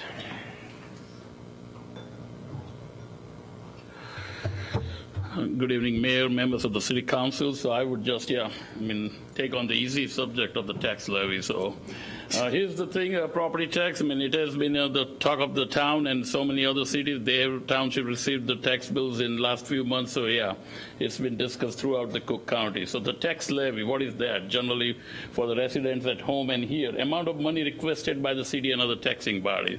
So it's different from tax rate or the EAV or something. Tax levy is the dollars, what we propose. Tax rate is the tax levy, the total tax levy proposed by all the city all the taxing bodies, and that's divided by the EAV, the equalized assessed value of the property, which gives the tax rate for each community.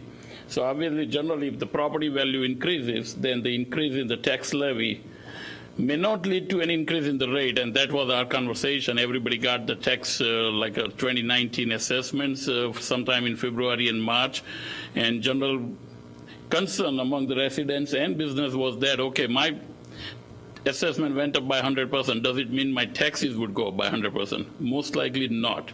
It might go up, but not by 100%. So moving on to the next one. This is what we are proposing, the changes in our property tax levy.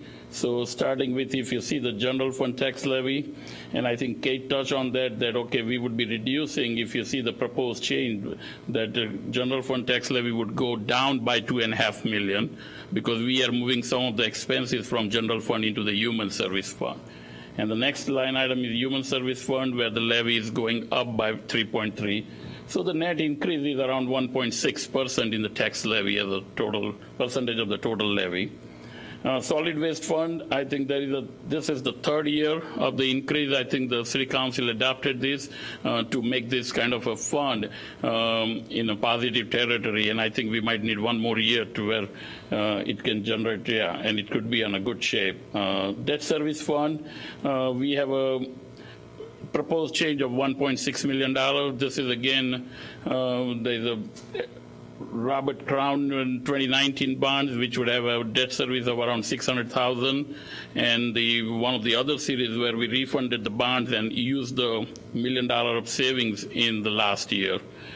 Fire pension and police pension.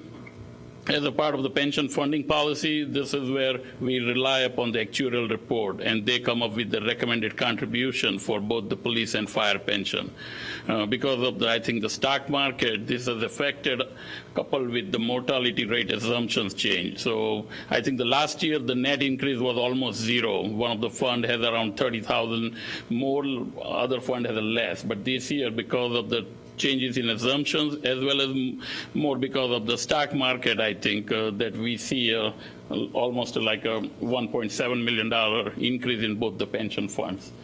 General assistants, they have requested extra $180,000 to support their things, so that's what we are proposing. Library fund, again, this is like proposed by the library board of an increase of $502,000 and other $126,000 in library debt service. So overall, if you look at the last column at the bottom, it's like roughly 10.9% increase in the net tax levy for the city, library, and GA, general assistants as a whole. This is the touching on the reassessment side, that initial projections showing our EAV, equalized assessed value, going up to $4.5 billion from current $2.7 billion. Again, this is all subject to the appeals, and so final EAV numbers would be available sometime next June, July. But one thing I think we get it, and generally based on, you must have seen that, read it, heard it, that generally there seems to be a shift in tax burden from residential properties to the commercial properties. Okay.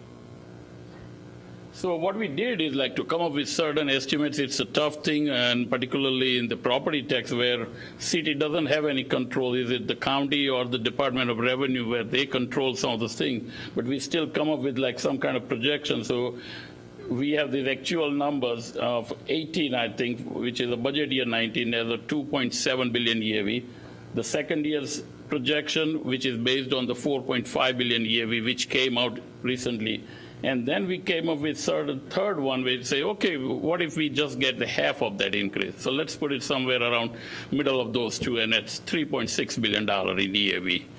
So what would happen, and you see that, that we had the 49.7 million net levy for 18. We put in our proposed increased dollar there and makes it $55 million. And you see that the rate would go down from 1.85 is the current rate of 18, and it would go down to 1.219 and 1.5 in the second scenario.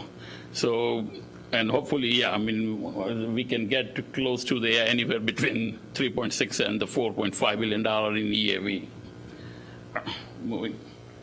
So this is the scenario which I think we did last year and year before when we had the Robert Crown bond issue, that what would be the impact on the, particularly on this modest homes, up to 100,000, 200, 250, 300, 350 homes, you know. So if you look at that, and what I have done is one of those things is, in 2019 estimated levy, my equalized value is based on, I increase each assessment by 25% because it varies from property to property. So I cannot take the exact number. So what I did is I went to the Cook County, and on their website I found that there is an average 25%, overall 25% increase in the residential properties in Evanston. So I applied that 25% increase to a 2019 EAV. And then we applied the new city rate. So if you would look at the last column, that most of these things, properties up to even 700,000 might see a reduction. And again, I mean, I would like to emphasize that these are the numbers based on 2018 numbers, and the early assessment numbers came. It is subject to the appeals, the equalizer, which is decided by the Department of Revenue. We won't know until next year. The assessed value and the appeal process, city doesn't have control, so we don't know where would it go. But again, this is just a kind of a best estimates based on what we have right now. So, so this is based on that, okay, we would get that $4.5 billion. None of the appeals would succeed, and we would get everything which we saw in February or March. The second scenario is, on the next slide, is based on, say, okay, we got only $3.6 billion in the EAV. And here you would see that the rate has now jumped up like a little bit for the city portion from 1.219 to 1.53. So there will be a nominal increase. Again, in the last column, 100,000 home would see a $16 increase in the city portion of the tax, and $115, very last line, for a 700,000 home. So this is like the kind of, yeah, modest increases in the city portion of the property tax if we get only $3.6 billion in the EAV.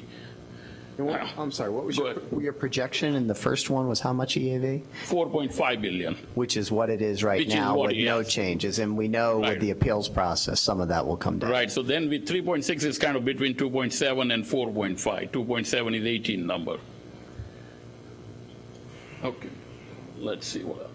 Okay, so that's the kind of more information about this budget website where we are. We have the budget memos on the website, and the other meetings are Saturday, October 6th, which is a budget public hearing. 28th October, where we do the truth and taxation hearing, and then the budget discussions follow in November 2. Thank you, Hitesh. I just wanted to also mention that on October 26th, we'll do a full overview of the capital budget for 2020. So I've just started a list of things that I know are probably going to come up as we start discussing the budget, but I'm ready to listen to concerns that anybody has about this year's budget and what topics you might want to get more information on via budget memos. We released our first set of budget memos when we released the proposed budget, and then we released a few more last week. There'll be a few more coming in this week. But if there's specific areas of interest where you have a budget memo request, now would be a good time to clue me in. And then any other things that you want to talk about other than I know we're definitely going to want to talk about parking at some point. Okay, thank you, Erica. Can I just have somebody move the motion for discussion on this? This is just a discussion. Move for approval. Is there a second? Okay. All right, so we've just moved to discuss it. I'm going to open the floor then to any questions, comments, concerns people want to raise at this point to the city manager staff. Okay, Alderman Braithwaite. My light's not coming on here, but it sounds like you hit it on. There we go. All right. So Alderman Braithwaite, and then we got Simmons will be next, I guess, and Rainey. Okay. So just to, Erica, I shared this with her personally, and during our budget season, I'm really thankful to you and your budget team. I think that this is probably the first year that I've sat on city council and really excited by the fact that you're not presenting any staff cuts. I don't feel like there's any weird distractions that diverts our attention away from the important issues that are important to our residents.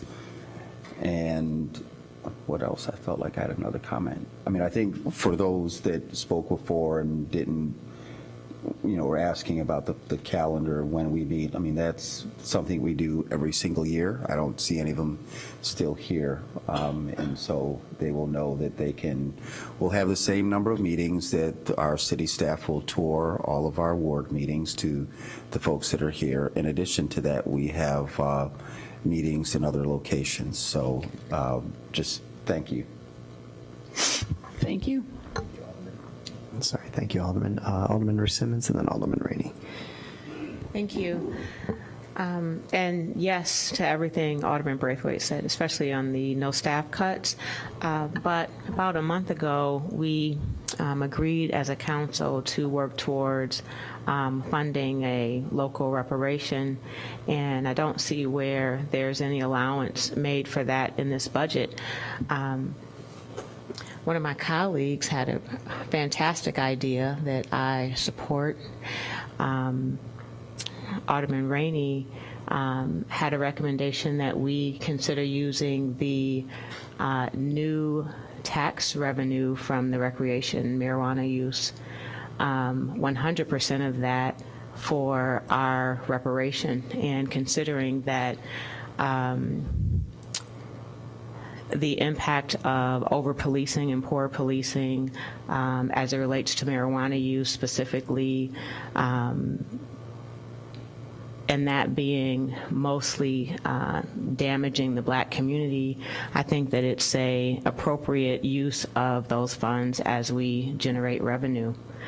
So I would like to move or recommend that we use 100% of the recreational marijuana tax revenue to help fund our reparation account solutions fund. Okay. All right. Thank you. Just on that, how much in this budget, and I don't know if you know this off the top, is We've yeah, you budgeted anticipate? $250,000 for next year's budget from that, and that is a conservative estimate based on the unknown of how much that will generate. And also, there's some issues with the way that the tax was implemented at the state level, and we may only not be able to collect it for the entire year unless there's some kind of trailer bill legislation that happens. Right. So we may only be able to collect one quarter of it. So conservative estimate, $250,000. And that is also an unknown based on the council hasn't yet discussed what rate it would apply. We can apply up to 3%. Okay. All right. Thank you. Alderman Rainey, then Alderman Braithwaite. I would like a budget memo that flushes out the license, permits, and fee number. In other words, I don't like it all lumped in one lump. I especially want to know what we're estimating for permits, fees, and licenses, including liquor licenses, liquor revenue, permit revenue, and fees. Okay, thank you. Thank you. Separate out. I would like, and I think I mentioned this, and I'm going to meet with the budget staff later this week, but I'm interested in seeing a consolidated spreadsheet that puts together all the funds that gets us to the 319 million. You had a couple charts up here, but there's nothing that I've seen so far yet that like shows all of that, and I think that would be helpful for all of us. Alderman Braithwaite, then Alderman Nguyen. So just to follow up on Alderman Simmons' statement, so we have a training / discussion that was set up that was, I tried to pull that sooner so that we could have that conversation just like we had before in our closed session to be able to ideate and talk about these things. So that's why I suggested like either Friday or Saturday. So if we're going to do it, I mean, it makes sense that we do it sooner rather than later, or else that's where you want to have your conversation is basically what I'm saying. Does that make sense? We're going to have it here for sure. I mean, this is a budget discussion. I agree we should continue that work. Yeah. So it's not a this or that, it's a yes and. So. Okay. Thank you, Alderman. Alderman Nguyen, then Alderman Simmons. Yes, I'd like a budget memo on what the going up to the $2 an hour parking rate will produce. I know we looked at that last year, but I'd like to see it again. Sure, we'll update that for you.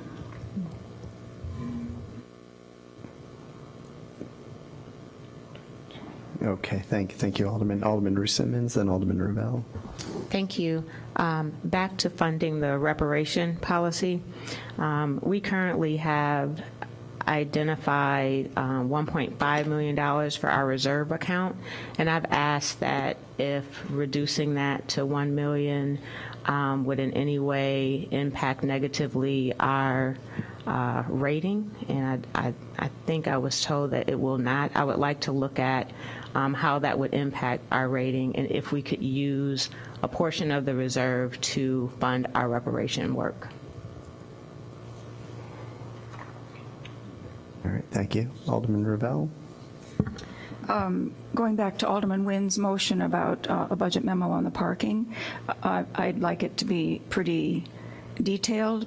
For example, I'd really like to know the impact or what the revenues projected are for Central Street in particular. I think going up to $2 an hour is going to be a real hardship for Central Street businesses.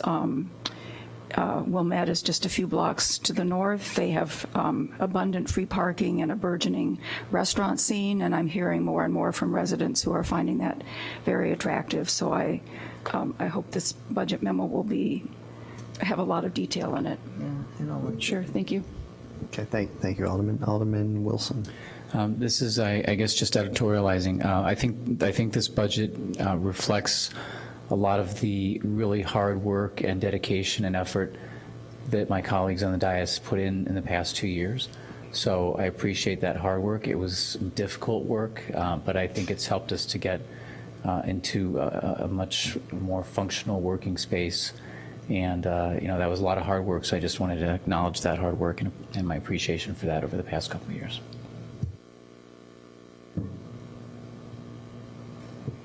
I would like to echo that sentiment as well, because we made a lot of difficult decisions over the past few years that sort of set us up to have maybe perhaps a less difficult conversation this year with regard to personnel reductions. Challenging previous years with many difficult decisions made and a lot of loss of staff. And that level of anxiety that people are operating under has been present and concerning. So this year, to be able to tell our staff that that's not something that we're considering, I think was a general sigh of relief for most of them. And I also have a lot of respect for the work that they do and the fact that they do it with the amount of resources that they have, which is to say they have less than they had before. So they're producing, in some cases, more work than they used to produce with less people, and that is a credit to their exemplary way of doing things, but also has to be acknowledged because the demands on their time have not decreased, but their staff have. So there was really simply no room to cut any more personnel this year. So decisions that we had to make around decreasing costs were made with some eyes towards vacant positions. And we'll go through the budget balancing worksheet also on October 26th, and we'll detail out where we found some cost savings with vacant positions, but definitely appreciate that hard decisions were made in previous years to set us up for this year. Thank you. Alderman Fleming. I'm assuming it's going to come at some point, but can you have some memos regarding the new revenues, not the cannabis, but the self-storage user fee tax, kind of what that would look like based on, the average cost of a unit, the amusement tax, and really, you did a great job at my ward meeting about this, but helping people understand when you would pay that tax. I know people had concerns about going to like nonprofit theater and that they're going to be taxed and so on and so forth. And then the same with the increase for GA. I know it was 150, but if you can have a memo laying out what that increase is going to be going for, if that's staffing or that's actually going towards increasing our general assistance payments to people. And then a memo on staff car allowances and what that looks like and who gets those and what's the cost. Okay, thank you. Thank you, Alderman. All right, any other comments? All right, we're going to have a Alderman Rusin. Have we had a vacant land tax? Vacant property tax? Not that I'm aware of, but we can certainly look into it. Can we look into that? Thank you. What was the question? Vacant property tax? Just so I understand, what is that? I mean, if somebody owns a property and it's vacant, they still have to pay tax on it, don't they? Yeah. Specifically, if I can answer that question, vacant property taxes, if someone has a unit, either it's a piece of parcel of land or units that they have that they leave vacant for a certain amount of time, the city can tax them for leaving those units vacant because it creates blight in our community potential. Like if we think about Emerson Street, development in the 5th Ward, it's been vacant for almost going on a year at this point. So you can tax folks to spur development or to spur them to rent those units. Okay, thank you. Alderman Ruth Simmons. Just if we could get a report on if there's a reference to another community or how that might work for us, that's all. Okay. Alderman Fisk. Thank you, Mr. Mayor. This was something I brought up with the former city manager, at least in the last budget session. I think there's coverage in the New York Times. I think it's New York City that's imposed a tax of vacant commercial properties, again, to spur development. So you could check that out. So maybe they can expand that not only on residential but commercial as well. Is that what you're looking for? The idea was specifically to spur commercial development and get vacant storefronts occupied. And San Francisco and Oakland, California have also implemented similar taxes. Okay, great, thank you. All right, any other suggestions, questions? All right, well, that's a good start for you there, City Manager. And just for the public, again, this is the very beginning of this process. Again, some of the ward meetings, they've started to talk about the budget, and this will continue until the end of November. So we'll have many opportunities for people to provide comments and input into the budget. All right, with that, we're going to move on to the consent agenda. Alderman Braithwaite, if you could take us through M1 and then APW.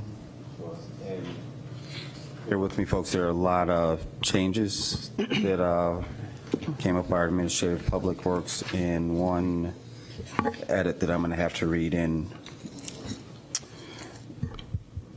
to a motion. All right. Mr. Mayor, member City Council, I'd like to move item A1, payroll September 2nd, pardon me, M1, approval, see what I mean? I'm already select. Approval of the minutes, the regular City Council meeting September 16th, 2019, and September 23. If I can make a note, Alderman Ravel sent in an edit to the minutes, and that will be reflected in whatever is adopted tonight. Just so it's clear for the public that there was. Right, it was. Note the edit publicly. It was to include the fact that we had the ETHS student who spoke briefly about the climate strike. Oh, yeah. Okay. So we will pass those as amended. Item A1 is payroll September 2nd, 2019 through 15th, 2019, dollar amount of $2,766,427.14. Also payroll September 16th, 2019 through September 29th in the dollar amount of $2,768,963.58. Also item A2, bills list October 15th in the dollar amount of $9,013,418.56, and credit card transactions for the period ending in October 26th in a dollar amount, thank you, August 26th in a dollar amount of $131,132.89. Also item A, can we do that? No. Yeah, take that off. A4 is the single audit report for the fiscal year ending in December 31st, 2018. That's for action and also accept on file. Item A5 is the contract award with Fambro Management LLC for the City of Evanston chess camps at Chandler Newberger Community Center. That's for action. Item A6 is approval of a event, Vintage Garage Chicago Evanston Edition. Staff recommends the approval. That's going to be the Maple Self-Parking Garage, and the date is Sunday, May 17th, July 19th, and September 13th in 2020 from the time of 10 a.m. to 5 p.m. Item A7 is the approval of the purchase of a replacement asphalt truck from Curry Motors Fleet for the Public Work Bureau, and that's going to be $96,864. Item A8 is the approval of the contract with Standard Equipment Company for emergency repairs on a Vector truck, and that's going to, yeah, I think that's budgeted for, is it 1 million? Sorry, in the dollar amount of $21,949.15. Item A9 is approval for sole source purchase with Dell server storage and visualization software for Robert Crown Community Center, and that's a one-time expense of $54,895.29. Item A10 is the approval of a sole source purchase for the computer hardware from Dell Computer Corp. for the Robert Crown Community Center, ICE Complex, and Library. Total cost is a one-time expense of $20,232.82. Item A11 is the approval of the purchase of a Cisco network infrastructure appliance licensing and support for the Robert Crown Community Center, ICE and Complex, and Library. That's also a one-time expense of $92,565.27. Item A12 for action is the approval of the purchase of trees from Suburban Tree Consortium for fall planting, and that's in dollar amount of $33,420.20. Item A13 is a contract award with Kinley Horn Associates to provide phase engineering services for Green Bay Road Corridor Improvement Project in the dollar amount of $327,671. Item A14 is the contract with Rath & Johnson, Inc. for Fleetwood Jourdain gym floor investigation project. It's in dollar amount of $26,600. Item A15 is contract award for Forward Space for the purchase of Furniture, fixtures, and equipment for the Robert Crown Community Center Complex and Library. That's in the dollar amount of $117.17. That's also for action. Item A16 is change order number 1 with Willie Andrews for the construction manager services at Robert Crown Center. Item A17 is change order number 1 with Badola LLC, DBA Central Rug and Carpet for the contract for Fleetwood Jourdain. That's in the dollar amount of $52,349. Item A18 is change order number 1 with Shoulder & Shoulder, Inc. for the 2019 alley improvements contract and CBDG improvement project.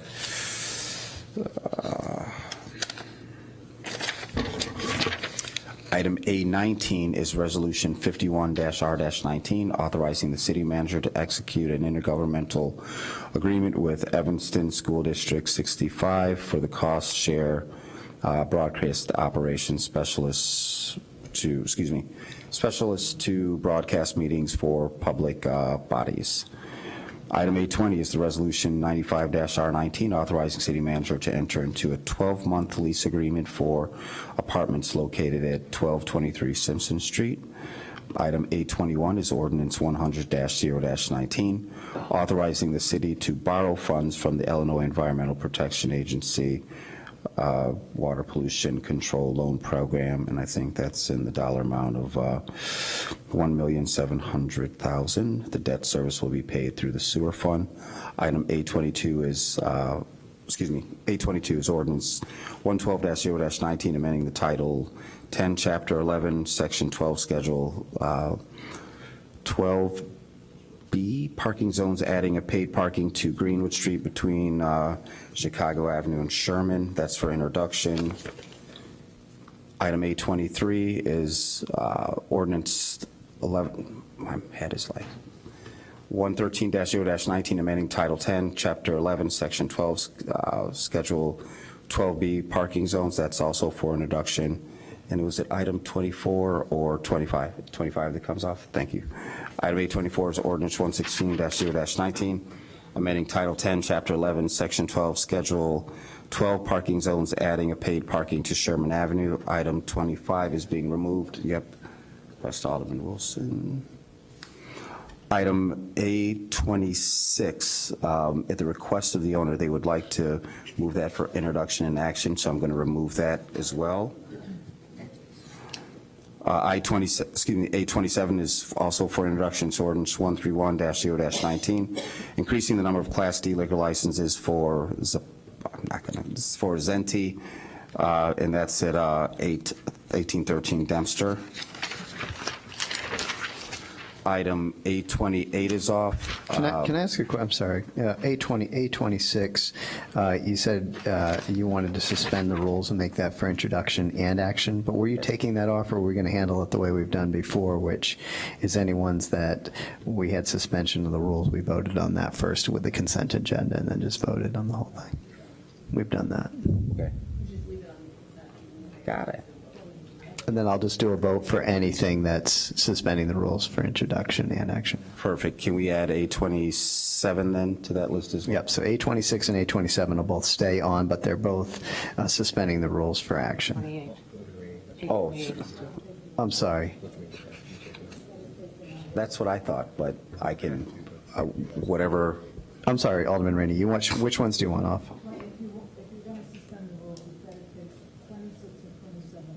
Well, I'm just saying that's not the way we've been doing it the last several meetings. No, it isn't. Let's just do it. If she requested. All right, we'll take them off and we'll have separate votes just on Okay. those. Both A26 and A27. And Okay. A28. 26, 828. 27, we're keeping track, A28, A29. A29, and then what about A30? Oh, that's the one we're making amendments on, so we need to take that one off as well, correct? Or you want me to read the amendments and remove that? Okay, got it. So, I'm sorry, 820, or A28, A29 are off? And also A30. A30, okay. That's the one where we have to make a read in the amendments. Okay, that's a read in. And the other two are because of suspending the rules for action as well? Okay. All right, I'm going to keep, Mr. Mayor, members of the City Council, I'd like to move item A31, which is Ordinance 96-019, amending the City Code Section 4-2-2 to update the gender-neutral bathroom requirements. That's also for introduction. And then item A32 is the Ordinance 120-0-19, amending portions of the City Code to correct hotel, motel, bed and breakfast establishments, tax due dates, and late fees. That's for action and introduction. So is this taken off? No, that stays on because it's been noticed, I believe. And that concludes my report. I read A31. Okay. Yeah. All right, so Alderman Rusimmons, can you take us to planning and development as well as economic development? Excuse me. P1, Ordinance 126-019, allowing cannabis dispensaries in certain zoning district for introduction. P2 is Ordinance 127-019, granting a map amendment at 951 through 1125 Howard Street to rezone from C1 Commercial District to B2 Business District for introduction. P3, Ordinance 115-019, granting the YWCA a special use permit for planned development located at 1215 Church Street and 1726 through 1730 Ridge Avenue in the R4 General Residential Districts for action. Second. P4, Ordinance 106-019, granting a special use permit for doggy daycare center, domestic animal, and kennel at 1245 Hartree Avenue for action. P5, Ordinance 114-019, granting a special use permit for a planned development located at 1012 through 1018 Church Street in the D3 Downtown Core Development District. And go to economic development? Yes, please. Okay. Economic Development Committee, approval to provide funding for Howard Street Lights project in the amount of $9,750.40. And that's it. Thanks. For action. Thank you, Alderman. Is there a second? Second. Okay. Can we have a motion to suspend the rules and make it for introduction and action tonight on one of those items? Just for the one item. We took all the others off, so we're going to have separate votes on all of them. Okay. So is there a motion to suspend the rules for introduction and action? Is there a second? Yes. Second. All in favor? Aye. Any opposed? Okay. City Clerk, can you take the roll on the consent agenda? Alderman Rusimmons. Aye. Alderman Sufferton. Alderman Ravel. Alderman Rainey. Aye. Alderman Fleming. Alderman Fisk. Alderman Braithwaite. Aye. Alderman Nguyen. Aye. Alderman Wilson. All right, thank you. The consent agenda passes the Evanston City Council on a 9-0 vote. Mr. Mayor, Yes. Mr. Mayor, the reason these have to be taken off is because we didn't make that decision in committee to suspend the rules on those 2 liquor licenses. Right. Okay. It's different. Whereas in the past, we Yes, have done we that are. in committee. Right. Okay. Then I feel better about us having separate votes on all of those, so thank you. Alderman Braithwaite, can you take us to the items off? I'd like to move item A25, which is ordinance. Let's start with A3. Oh, did I miss A3? Sorry, what was that, the minute? That's the Amazon bill. Oh, my mind is someplace else right now. Amazon, Mr. Mayor, members of City Council, I'd like to move item A3, Amazon credit card activity, period ending August 26, in a dollar amount of $2,885.63 for action. Is there a second? Okay, seeing no discussion, City Clerk, could you take the roll on A3? Alderman Rusimmons. Aye. Alderman Sufferton. Alderman Ravel. Alderman Rainey. Aye. Alderman Fleming. Alderman Fisk. Alderman Braithwaite. Aye. Alderman Nguyen. Alderman Wilson. All right, the Amazon credit card activity passes the City Council on an 8-0 vote with Alderman Sufferton abstaining. Could you take us to the next item, Alderman Braithwaite? Item A25 is ordinance. Mr. Mayor, members of City Council, I'd like to move item A25, ordinance 128-0-19, amending the Title 10, Chapter 4, Section 5, Schedule 2, parking in predominantly residential areas. It's for introduction. Is there a second? Okay, Alderman Wilson. A couple, and I do want to go ahead and introduce this tonight, but I want to, I guess, consider a couple concepts here. One is just the idea that it's one per business. So, you know, if you've got a 2-employee business, okay, that's, you know, half the employees. If you've got, you know, 13 employees that are in shifts, or, you know, it basically translates to one vehicle. So I want to, in the next, you know, couple of weeks, kind of give some thought to, you know, how that would get applied. I also think it's relevant to consider the actual neighborhood in question. So if the neighborhood is, you know, completely parked up versus if the neighborhood is really open, I think the neighborhoods vary by the number of permits that are issued. So I just want to kind of take some of that into account and think about this more carefully, because the concern that I'm hearing from the small businesses is obvious and intuitive, but I don't think this will do much to solve the problem. The other problem is it looks pretty expensive. So, you know, for the most part, these are the, you know, the hourly wage employees that, you know, need some help, you know, getting in parking and not having to, you know, shuffle the car around, and charging them, you know, a couple weeks salary to park, I don't think is achieving, you know, what we want to achieve. So I just want to kind of give some thought on those points before we actually adopt something. Okay, Alderman Fleming. Yeah, so we discussed this quite a bit in parking and transportation, and I understand what you're saying. I think my greater issue brings me back to last year when we talked about, or 2 years ago, having the full city parking study, which we didn't do for a variety of reasons, and then we spoke about it again in parking and transportation, I believe, under the last parking manager we had, and we talked about, you know, maybe we should do the full city parking study, which I'm not sure, she left and whatever, but you know, we had this discussion. I don't think it's a great thing. I do think there's a lot to consider, but I'm getting concerned that we're going back to these kind of more one-off parking situations. So we also talked about 8024 that passed tonight, and how we treat, I think it was 824, how we treat parking around transit, and some blocks around transit are free to park, some blocks around transit are meter parking.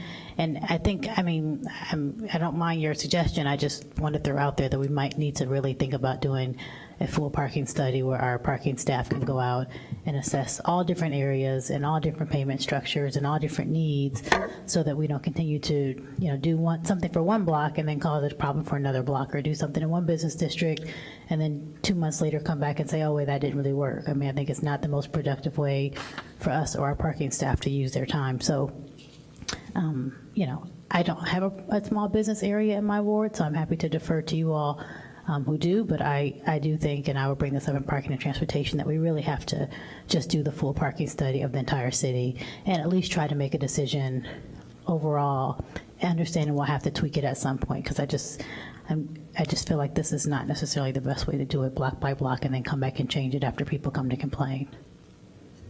Thank you, Alderman.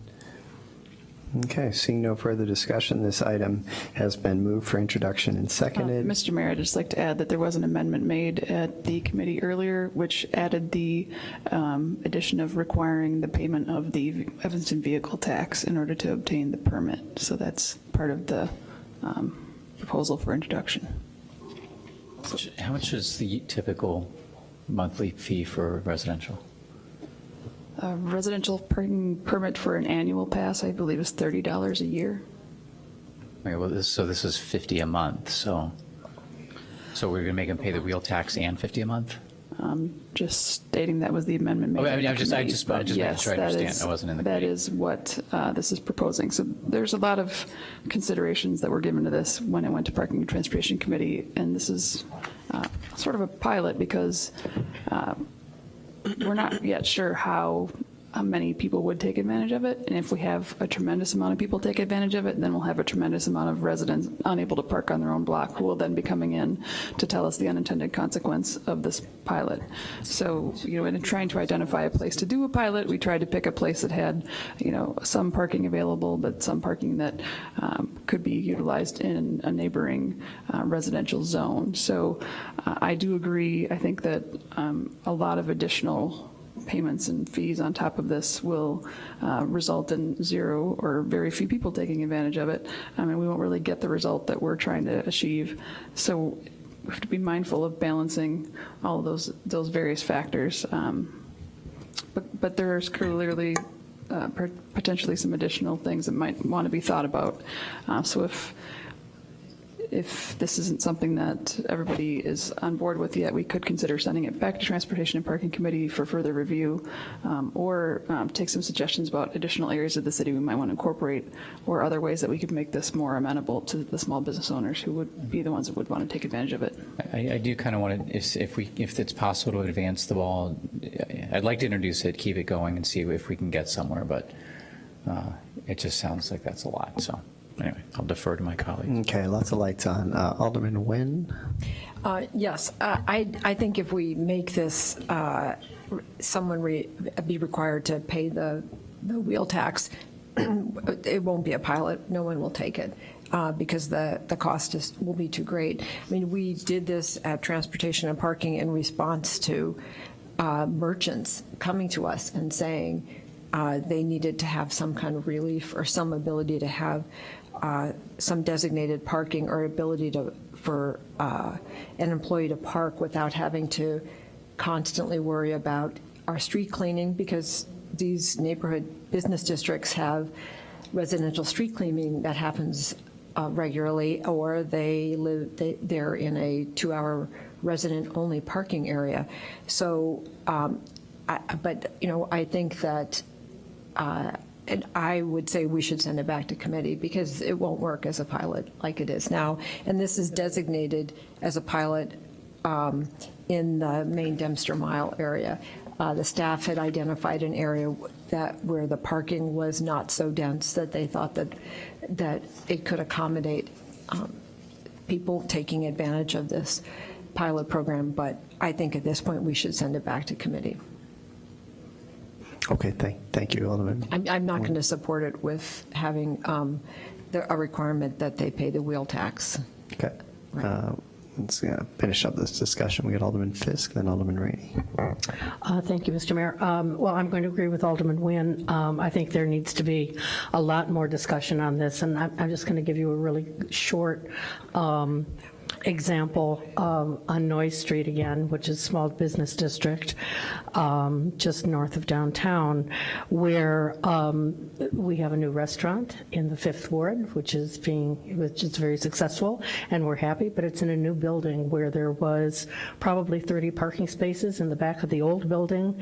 When the new building was built, it eliminated all those parking spaces for the public, and everyone is now parked on the street who wants to patronize those restaurants and the businesses over there. We're happy to see it, but it does put an incredible amount of pressure on the residential neighborhood, even though it's resident-only parking during the day, and of course there is street cleaning from time to time.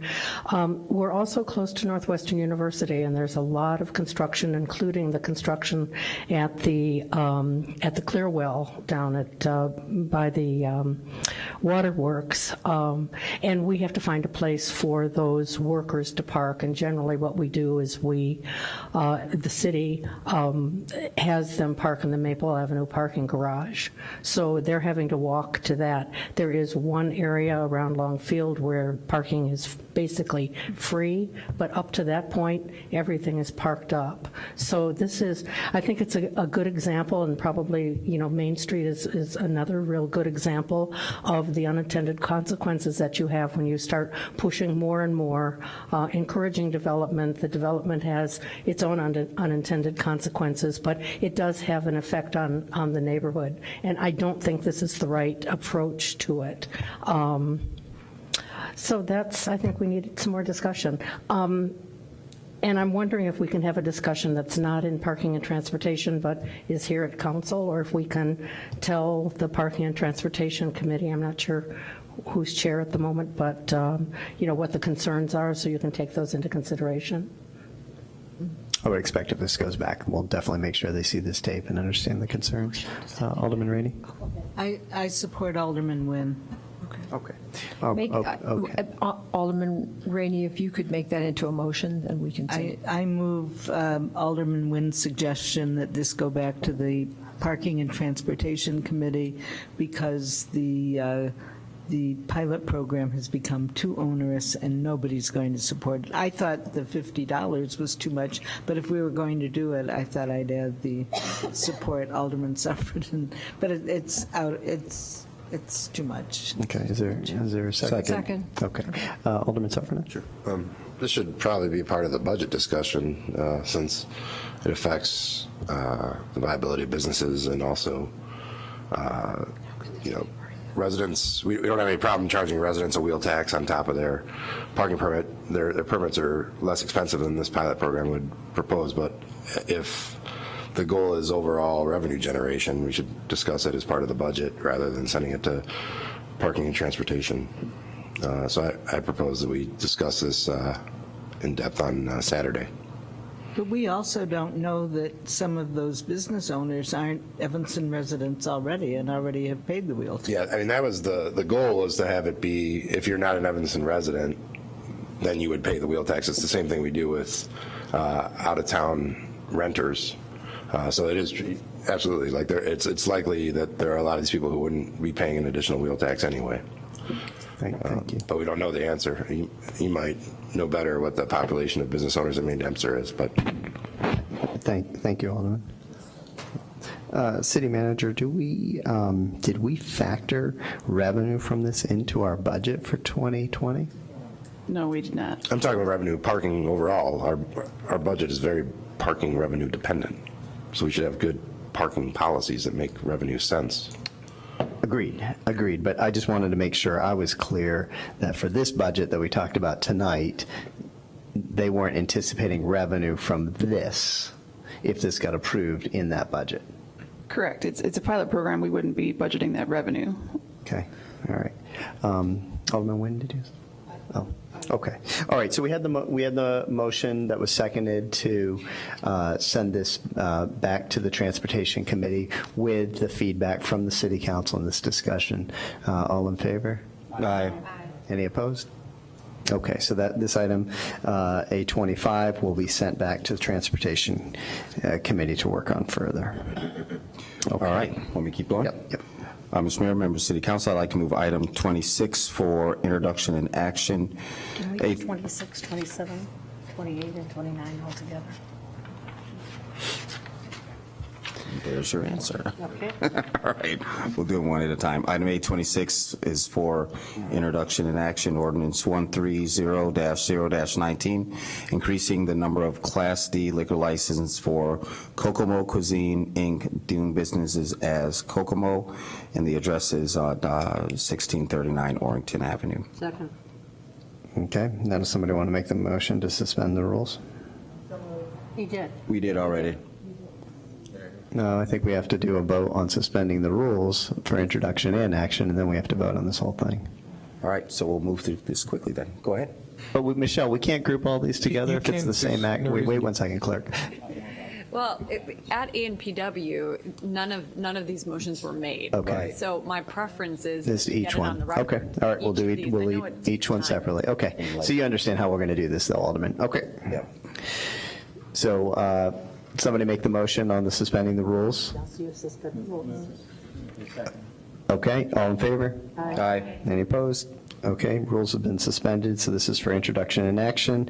It was a motion that was seconded. All in favor? Aye. Any opposed? Okay. A27. All right, item A22, I'd like to move this for introduction and action, is ordinance 131-0-19, increase. You want me to suspend the rules first? Okay, not a problem. Mr. Mayor, members of City Council, I'd like to move that we suspend the rules to read item A27 for introduction and action. Is there a second? All in favor? Aye. All right. I would like clarification on that, because I thought we had to move the item first. Right. So, and then we had to separately move the suspension and introduction. Correct. The difference with this is in committee, we didn't, so in committee, it wasn't noticed for introduction or action. Yes. Nor did we make the decision for introduction and action. It came after we sent this to City Council. So that's why we have to do it publicly. Does that make sense?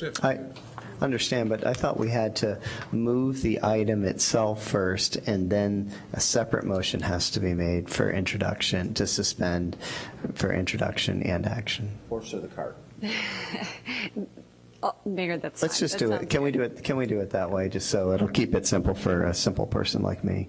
So, just move the item itself. You got it. Item 827, Mr. Mayor, members of City Council, is for introduction and action. Ordinance 131-0-19, increasing the number of Class D liquor licenses for, I'm just going to say, LLC doing business as Zenti. That's on 1813 Dempster Avenue. Is there a second? All right. Somebody? Second. Okay, all in favor of suspending the rules? Aye. All right. That passes 9-0. Suspension of the rules. All in favor of ordinance 131-0-19? Aye. Any opposed? All right. So that passes 9-0 as well. 828, Alderman? Oh, sure. It's ordinance I'd like to move for introduction action. Ordinance 132-0-19, increasing the number of Class D liquor licenses for It is late. Doing business as part of the restaurant. 1625 Hinman Avenue. All right, is there a second? Second. All right, Alderman Wilson, can you put this forward for suspending the rules? Okay, all in favor of suspending the rules? Aye. Okay, that passes 9-0.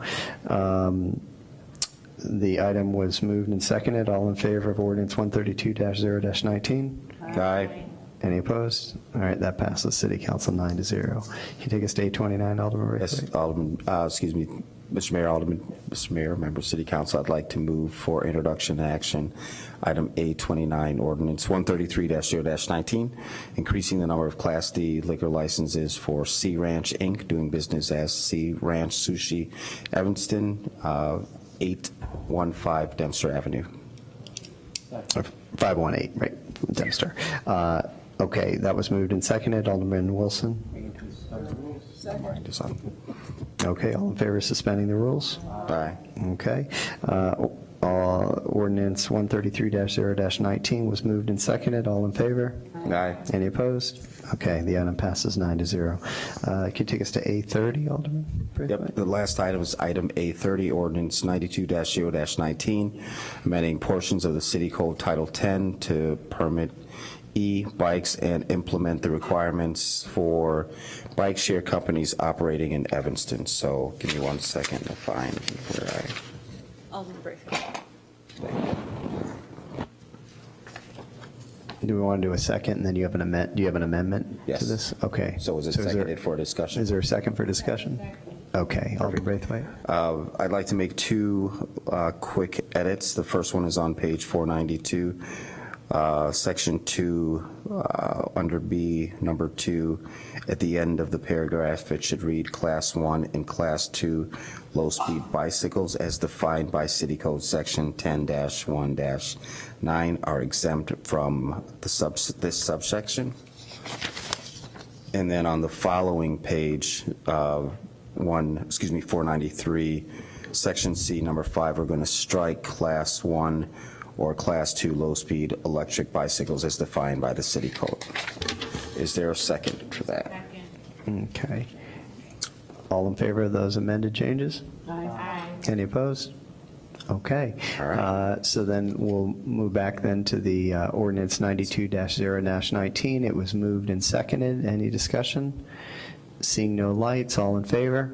Aye. Any opposed? All right, ordinance 92-0-19 passes for introduction. This is for introduction only with the amended changes, and that's on a 9-0 vote. Okay, I believe there were no other items that were pulled off the agenda, so now we'll move to call of the wards. We'll start with you, Alderman Ruth Simmons, tonight. Thank you. I just want to say again, thank you and congratulations to Pastor Zali Webb for 37 years of extraordinary service here in the Evanston community, serving as pastor of Friendship Baptist Church on the corner of Hartree and Foster. Pastor Webb has been a foster parent to 54 young people since he's been here in Evanston. An extraordinary commitment to our youth, and he's still parenting today. We had a fun time on Friday celebrating him. Thank you, Pastor Webb, for all that you've done. Indeed. Alderman Sufferton. Sixth Ward meeting to discuss reuse of the church at Hurd and Park Place. The meeting will take place at Willard School, 6 p.m. on Thursday. Thank you. Alderman Ravel. There's been a lot of discussion among some of us about condo deconversions, and the question was where best to continue this conversation. I think we're going to be talking about that at Planning and Development at a meeting coming up very soon at the discretion of the chair. Okay, so deconversions, Planning and Development will take that subject up. Okay. Thank you, Alderman. Alderman Rainey. Turn this on. There will be an 8th Ward meeting discussing the budget on Wednesday night at the Levy Center, 7 o'clock. It'll be conversational and interactive, and all those complaining about not getting an opportunity to discuss the budget, come on down, and we'll be glad to discuss the budget with you.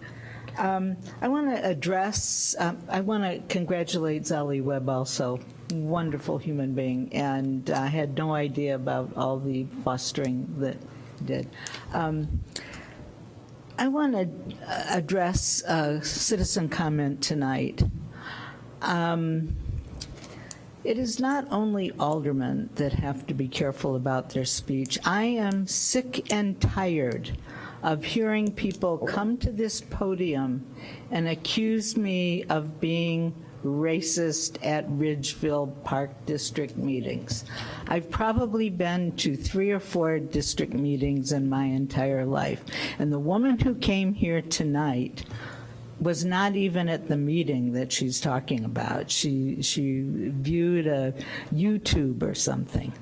I want to tell you very clearly what the comment was. I had watched a presentation by 2 Ridgeville commissioners.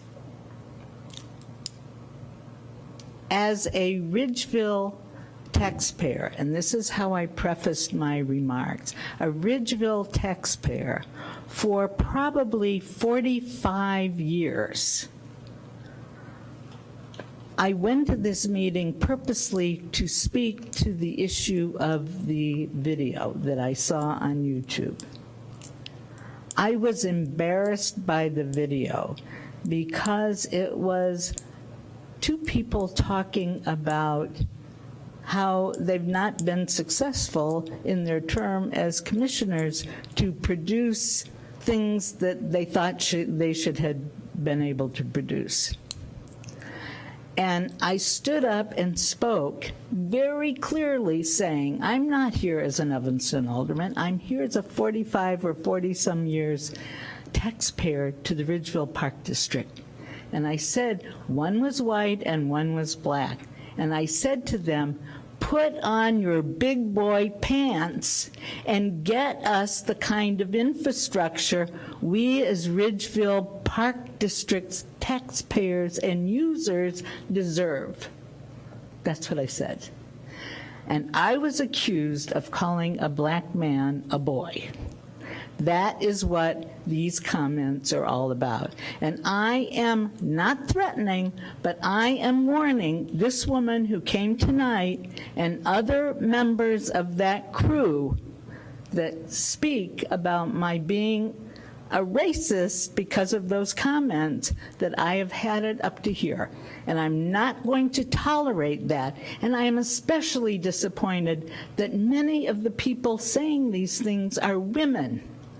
Women taking down other women.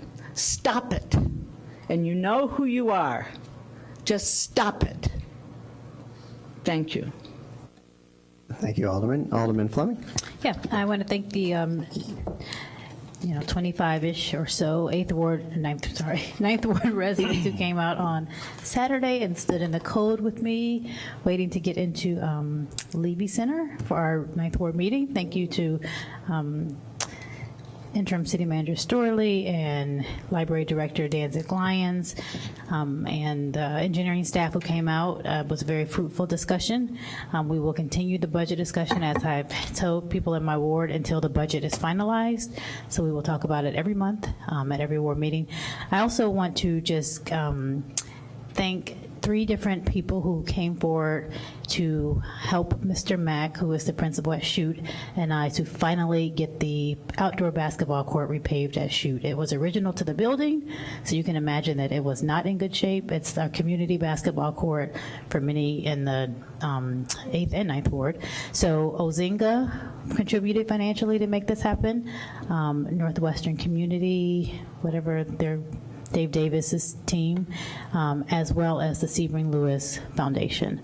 So I wanted to publicly thank them, thank the community of Shute, who has always allowed students in the area to use their court after hours, and the residents who put up with all of the noise from living right next to a school. So come over and play basketball one day if you're in the area, but thank you so much for those 3 entities who helped us to finally get that done. Great, thank you, Alderman Fisk. Thank you, Mr. Mayor, and thank you, Alderman Ravel, for bringing up the deconversion issue. I've requested from Alderman Ruth Simmons that we have a discussion on at our next meeting on October 28th, and I'm inviting those folks, especially those that I've heard of from, to come out and share their observations on the issue of condo deconversions. I would just point you all to, and maybe City Manager Storley, you can share with folks the article from Cranes that I think I forwarded on to Alderman Simmons and Ravel. So there's a concern. State law says that if you're going to deconvert a condo, it requires 75% vote of the unit owners. The City of Chicago has recently voted to raise that to 85%. It has a wide effect, especially on the elderly, and in making actually units less affordable and difficult for those folks who are voted out of their buildings to find places to live in the neighborhood. But it's a fuller discussion than that. Those were some of the reasons why the Chicago City Council voted to increase that to 85%. But I think it's time. We've seen it now happening in Evanston to some extent, certainly in my ward and other wards as well. And it's probably time for us to get out in front of the issue and at least have a discussion and decide whether there's anything that we think needs to be done or any action we ought to take. So thank you. Thank you, Alderman Braithwaite. Thank you, Mr. Mayor. This is going to be a very busy week in the 2nd Ward. I actually have a meeting every day this week. Yeah. So October 17th, we'll have our regularly scheduled 2nd Ward meeting. At the meeting on the agenda, you'll have an opportunity to meet our latest judicial candidates. We'll have an info session on immigration by State Representative Jennifer Gon-Gershowitz. We'll also have a discussion about the cannabis industry. So any 2nd Ward resident or any other resident who is interested more in the business side of the discussion, as well as business owners who have questions regarding drug testing, et cetera, I invite you to attend that meeting. It's going to be at District 65. The meeting will start promptly at 7, and we may go about a half an hour later, depending on the content.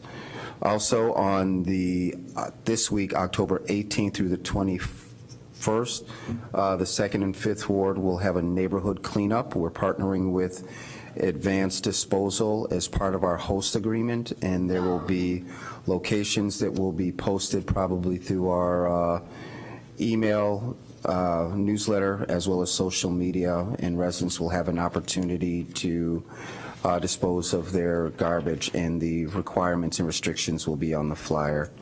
October 22nd, we'll have a neighborhood meeting. It'll be an update on Harbor Park, so for the Canal Park neighbors or anyone who's interested in Harbor Park, we have some capital improvements, and there are a group of neighbors that are also interested in adding on to name Harbor Park the Harbor/Payne Park. So we'll be discussing that on the 22nd. And in November, we will have our budget meeting. And I think City Manager Storley is going to be joining us on the 17th. So we'll look forward to hosting you.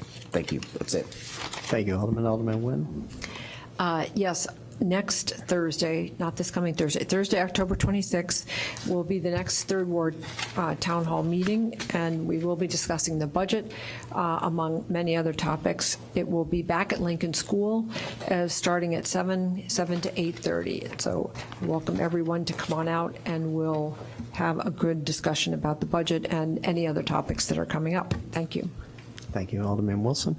Thank you. And I've been deferring on scheduling my next ward meeting because I was expecting a development proposal that has not arrived. So I'll be working with staff over the next day or two to get that on the books in the next couple of weeks. And with that, I'd like to make a motion. So pursuant to 5 Illinois compiled statutes ILCS 120/2A, I move that the City Council convene into executive session to discuss agenda items regarding personnel and litigation. These agenda items are permitted subjects to be considered in executive session and are enumerated exceptions under the Open Meetings Act. The exceptions are 5 ILCS 120/2A, C1, and C11. Is there a second? Okay, City Clerk, could you take the roll, please? Alderman Bruce Simmons. Aye. Alderman Sufferton. Alderman Ravel. Alderman Rainey. Alderman Fleming. Alderman Fisk. Alderman Braithwaite. Aye. Alderman Nguyen. Alderman Wilson. Aye. All right, the Evanston City Council is going to recess into executive session. Thank you, everybody, for coming out. Good night.